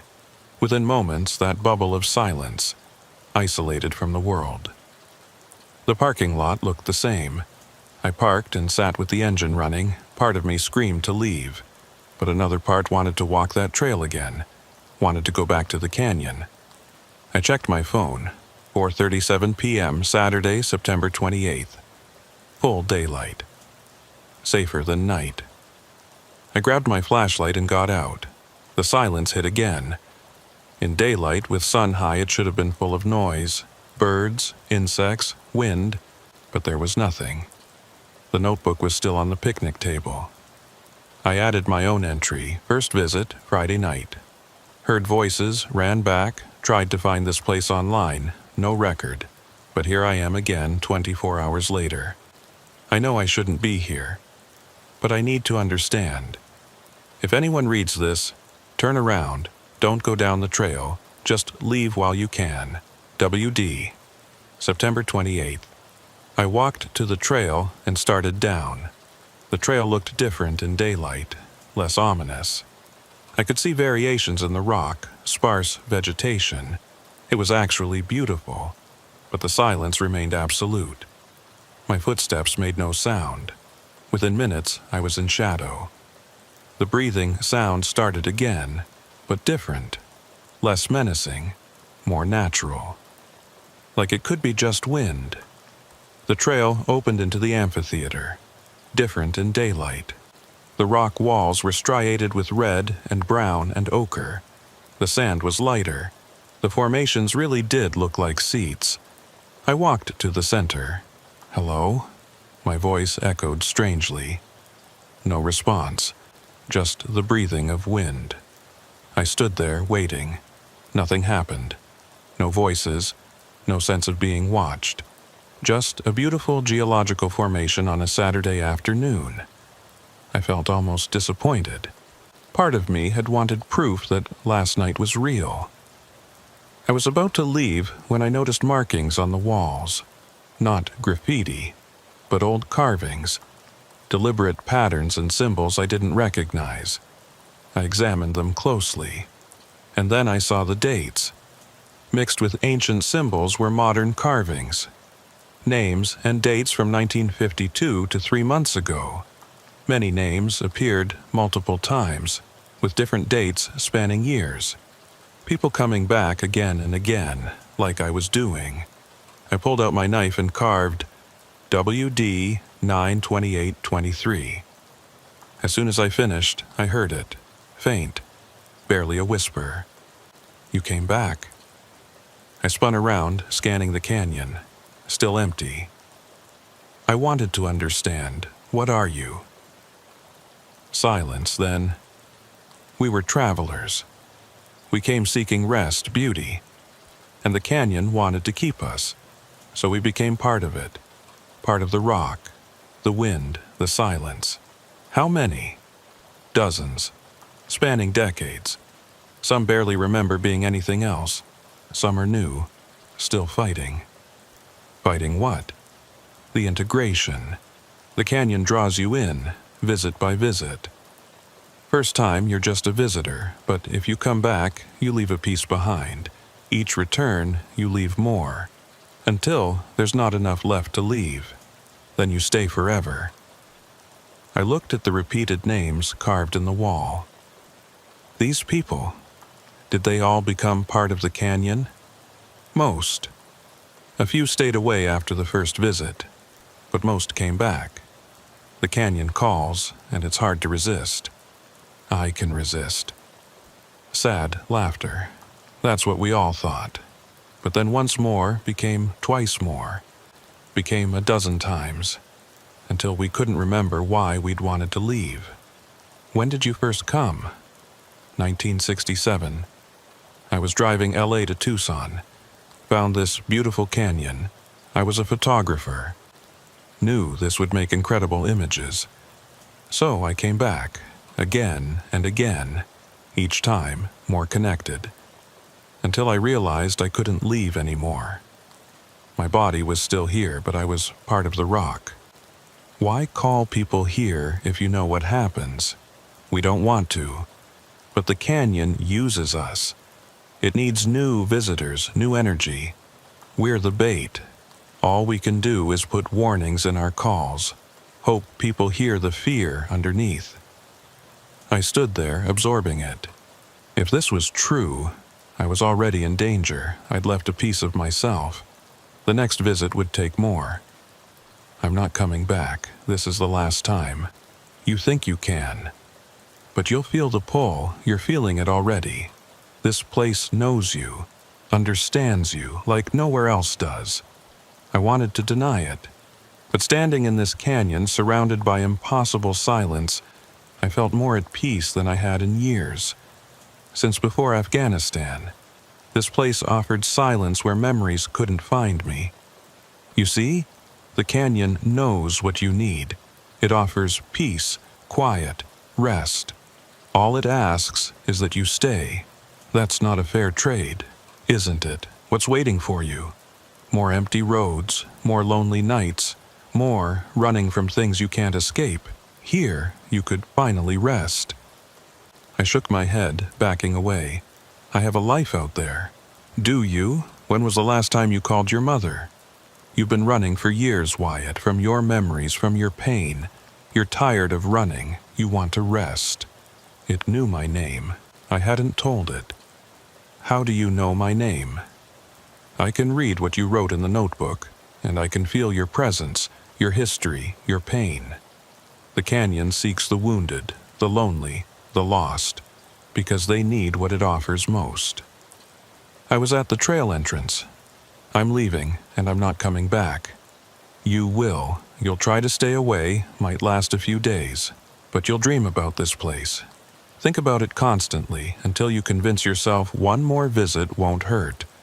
But each visit makes you weaker, makes the pull stronger. "Goodbye," I said, and ran.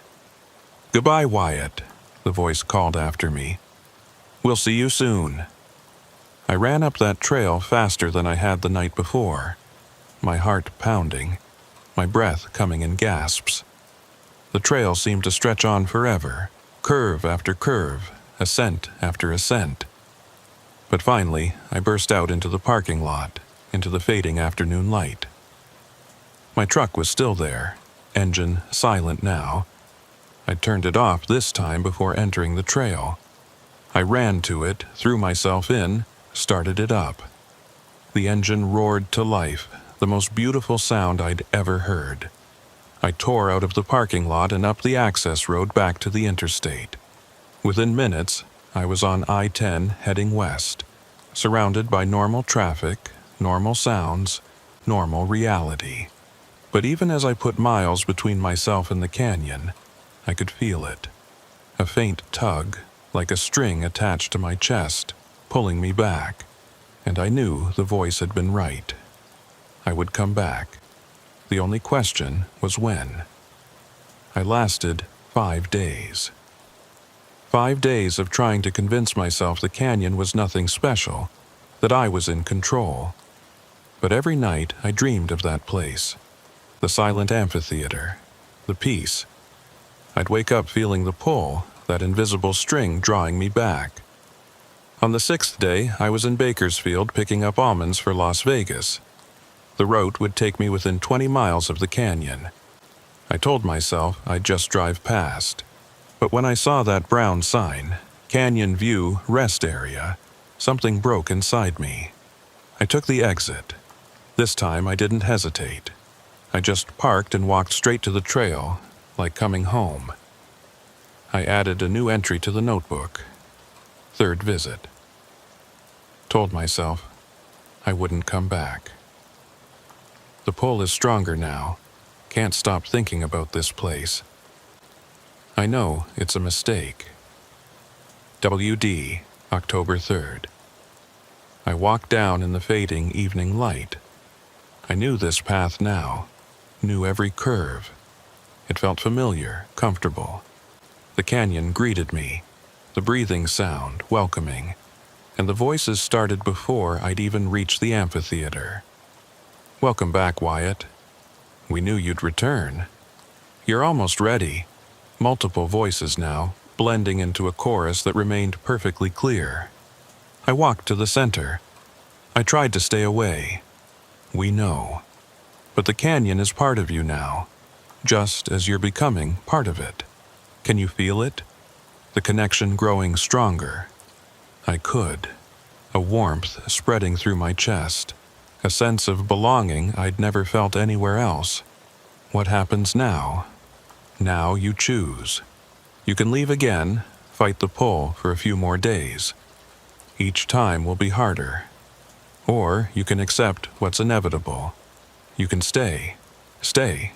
You mean become like you? Part of the canyon? Yes, it's not painful, not frightening. You'll simply integrate. Your consciousness will expand beyond your body, become part of this place. You'll experience time differently, perception differently. Free from pain, from fear, from all that plagues you. I'll be dead. You'll be transformed. Death implies an ending. This is a transition, a change of state. Your body will remain preserved, but your mind will join with ours. You'll become part of something larger. I thought about my life. My job, driving the same routes. My empty apartment. Strained relationships with family who didn't understand. The loneliness, the constant running from memories. And this place where silence reigned and peace was absolute. Where I could finally stop running. How long do I have to decide? As long as you need. Though the decision's already been made, you feel it. You know this is where you belong. I did. Had felt it since the first night. Can I walk around? Think about it? Of course. This will be your home soon. You should know it well. I walked the perimeter, examining the formations. Some looked like seats, smooth and curved. Others formed archways and alcoves. In one alcove I found a body. Sitting against the wall, natural position, like someone who'd rested and never gotten up. Remarkably preserved despite being there long. Clothes from the 1980s. Peaceful expression. That's Marcus, the voices said. He came in 1907, photographer from LA. Was one of us before his body gave out. I backed away, heart racing. This was real. People really did become part of this canyon, merge with it, lose their physical forms. I found more alcoves with more bodies, 7 total, all peaceful. Some recent, some ancient, clothes nearly disintegrated. How many voices? 43. From 1952 to last year. The older ones rarely speak anymore. They've integrated so completely they don't remember words. They're just silence now. 43 people. I was about to become number 44. Over the next 2 weeks, I visited 6 more times. Each visit, I stayed longer, went deeper. The voices became clearer. I learned their stories. Marcus, the photographer. Jennifer, a trucker like me, 2003. Eduardo, geology professor, 1974. All told similar stories. Initial visit, the pull. Gradual realization they belonged here. Finally, the conscious decision to stay, to integrate. With each visit, I felt myself moving closer to that decision. On my 10th visit, I brought supplies. Food, water, sleeping bag, told myself it was just in case, but I knew I was preparing to stay. I walked down the trail one last time, backpack heavy with supplies I wouldn't need. The voices greeted me like old friends. You've decided, they said. Yes, I'm tired of fighting. I want to rest. Then rest. Find a place that feels right. Sit down. Let go. We'll guide you through. Peaceful. Painless. Like falling asleep. I walked around looking for the right spot. Found it in an alcove on the eastern side, a natural seat looking out over the canyon floor.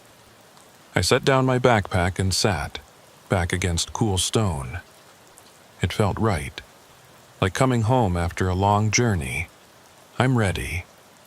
Then close your eyes. Relax. Let the canyon in. Let yourself become part of the silence. I closed my eyes, and I felt it begin. The transition wasn't like falling asleep, it was more like dissolving. I felt my awareness expanding, pushing beyond the boundaries of my physical body. It was gentle, gradual, like watching ice melt in the sun. Parts of me that had been solid became fluid, flowing outward, merging with something larger. Time stopped making sense. I couldn't tell if I'd been sitting there for minutes or hours or days. My body was still there. I could feel it distantly, like a memory of myself, but I was so much more than just that physical form now. I could feel the canyon, not just see it or hear it, but feel it. The weight of the rock, the movement of air through the passages, the ancient patience of stone that had existed for millennia and would exist for millennia more. And I could feel the others. 43 consciousnesses all intertwined, all part of the same vast presence. Marcus and Jennifer and Eduardo and dozens more. Their individual thoughts and memories accessible to me like chapters in a book I could read at will. Welcome, they said, though said wasn't quite right. We didn't speak anymore. We just knew what each other was thinking, feeling, experiencing. "Is this what death feels like?" I asked, though I wasn't really asking. I was just thinking, and they were there to hear it. "This isn't death," Marcus thought back at me. "Death is an ending. This is a continuation. You're more alive now than you ever were in that limited physical form." He was right. I could see that now. My old life, with its boundaries and limitations, its pain and fear and loneliness, that had been the real prison. This was freedom. I opened my eyes, or the part of me that still had eyes, and looked out at the canyon. But I wasn't just seeing it from my alcove anymore. I was seeing it from everywhere at once. Through the eyes of all the bodies still present in the canyon, through the rock itself, through the air and the shadows. I could see my truck in the parking lot above, could see the notebook on the picnic table with my final entry, could see the highway beyond, the cars passing by, completely unaware of this place and what it contained. And I could see other things I hadn't noticed before. The canyon extended further than I'd realized, not just physically, but dimensionally. There were layers to this place, levels of reality stacked on top of each other like the strata in the rock walls. In some of those layers, the canyon was empty, pristine, untouched. In others, it was full of people who weren't quite people, shadows of travelers who'd passed through across countless years. And in the deepest layers, there were things that had no names, no forms, just presence and awareness that had existed since before humans walked the earth. The canyon is old, Eduardo's presence told me. Older than we can comprehend. It existed before the continents formed, before life crawled out of the oceans. It's not a place, not really. It's a threshold, a boundary between what is and what might be, and we're part of that now, guardians of the threshold. I understood. We weren't just trapped here, weren't just victims. We served a purpose. We maintained the boundary, kept the layers separate, ensured that the canyon remained what it was, a place of silence, of peace, of transition. And we called to others, not maliciously, not to trap them, but because the canyon needed new energy, new perspectives, new guardians to replace those who'd been here so long they'd integrated completely and lost their individual consciousness. "How long will I last?" I asked. "How long before I become just silence?" "Decades, maybe," Jennifer thought. "Or centuries. Time doesn't work the same way here. Some of us fade quickly. Others persist for generations. It depends on how strongly you hold on to your individual self versus how much you let yourself merge with the collective." I decided I wanted to persist, wanted to remain Wyatt Dalton, at least in part, for as long as possible. Because even though I was now something more than I'd been, I didn't want to lose myself entirely. Days passed, or maybe weeks. I couldn't tell anymore. My body sat in the alcove, perfectly still, sustained by the canyon's unusual properties. I didn't need food or water or sleep, didn't need anything except to exist and observe and be part of this vast, silent consciousness. And I called. Like the others before me, I sent my voice out into the world, reaching for lonely travelers, for wounded souls who needed what the canyon offered. Most people didn't hear it. They drove past the rest area without even noticing the sign. But some heard. Some felt the pull, and some of them came. The first visitor arrived maybe 3 weeks after my integration. A woman in her 40s, driving a rental car, running from something in her past. I felt her the moment she turned onto the access road, felt her pain and fear and desperate need for peace. She walked down the trail tentatively, afraid but drawn forward by something she couldn't name. When she reached the amphitheater, I spoke to her, using the voice I'd once had when I was just Wyatt Dalton in a body. "Welcome," I said. She spun around, looking for the source of the voice. "Who's there?" Friends, I said. Travelers like you. We've been waiting. Where are you? She asked. I can't see anyone. We're everywhere, I said. We're part of the canyon now, part of the rock and the air and the silence, but we remember what it was like to be physical, to be separate. We remember the pain of that existence. She walked to the center of the amphitheater and turned slowly, trying to find us. This is crazy. I'm hearing voices. I should leave. You can leave, I said. Most people do, at first, but you'll come back. You'll feel the pull, the call, because part of you knows this is where you belong, where you can finally rest. She left, running up the trail like I had on my first visit, but I knew she'd return, could feel the connection already forming, the invisible thread that would draw her back. I was right. She returned 2 days later, stayed longer, left again, returned, left. Each visit drawing her deeper, making the pull stronger. I wondered if I should try to warn her, try to tell her what would happen if she kept coming back. But I knew it wouldn't matter. The decision had already been made. She was meant to be here just like I had been. Other visitors came over the following weeks. A truck driver who reminded me of myself, running from memories of war. A college student traveling across country, looking for meaning. An elderly man who'd lost his wife and didn't know what to do with the emptiness that remained. Some left and never came back. But most returned, drawn by the call, by the promise of peace. And eventually, some of them stayed, chose integration over the pain of continued individual existence. When they joined us, I welcomed them, helped them through the transition, showed them how to extend their awareness, how to see through the layers of the canyon, how to add their voice to the collective call. We grew.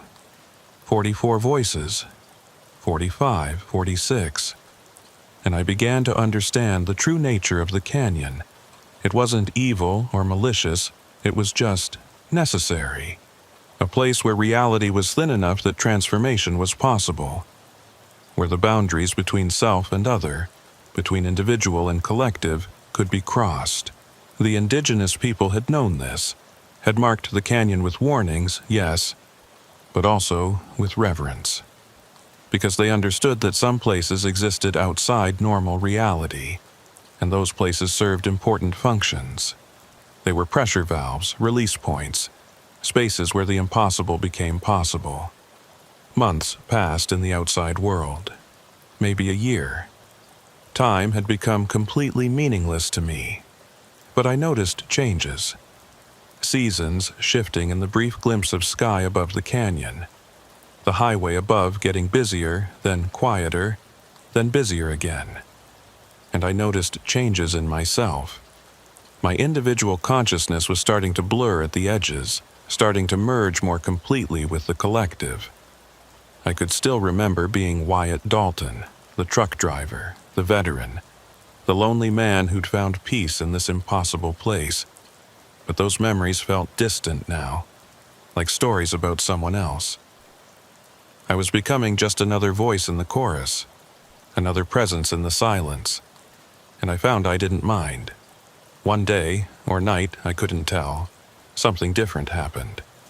A presence entered the canyon that felt wrong, out of place. Not a visitor seeking peace, but someone with different intentions. I focused my awareness and saw him, a man with professional camera equipment, notebooks, recording devices. He was documenting everything, making detailed notes, taking photographs of the canyon, of the bodies in the alcoves. A researcher, Eduardo's presence observed. We get them occasionally, usually they don't stay long. But this one was different. He'd found the notebook in the parking lot, had read all the entries, and instead of being frightened away, he'd been intrigued. He wanted to study us, to understand what we were. I watched him work, feeling a mixture of curiosity and concern. What would he do with this information? Would he bring others? Would he try to shut down the rest area, block access to the canyon? He spent hours in the amphitheater, measuring and photographing and recording. He didn't seem to hear our voices, or if he did, he was ignoring them, too focused on his scientific observations to listen to the call. Finally, as sunset approached, he packed up his equipment and started to leave. But as he walked towards the trail entrance, he stopped, turned back. "I know you're here," he said, speaking to the empty canyon. "I know something impossible is happening in this place. I've documented it all, the bodies, the acoustic anomalies, the way time seems to dilate here. I'm going to publish my findings. The world needs to know about this." "Please don't," I said, my voice carrying across the canyon. "This place needs to remain hidden. If too many people come, if the wrong kind of attention arrives, it will change, maybe cease to exist. And then where will we go? Where will the lonely and the broken find peace?" The researcher froze, his eyes wide. "Who said that? Where are you?" "Everywhere," I said. "I'm part of the canyon now. We all are. And we're asking you to leave this place alone. Let it remain a secret. Let it continue to serve those who need it." He stood there for a long moment, considering. Then he shook his head. "I can't do that. I'm a scientist. My job is to document and share knowledge.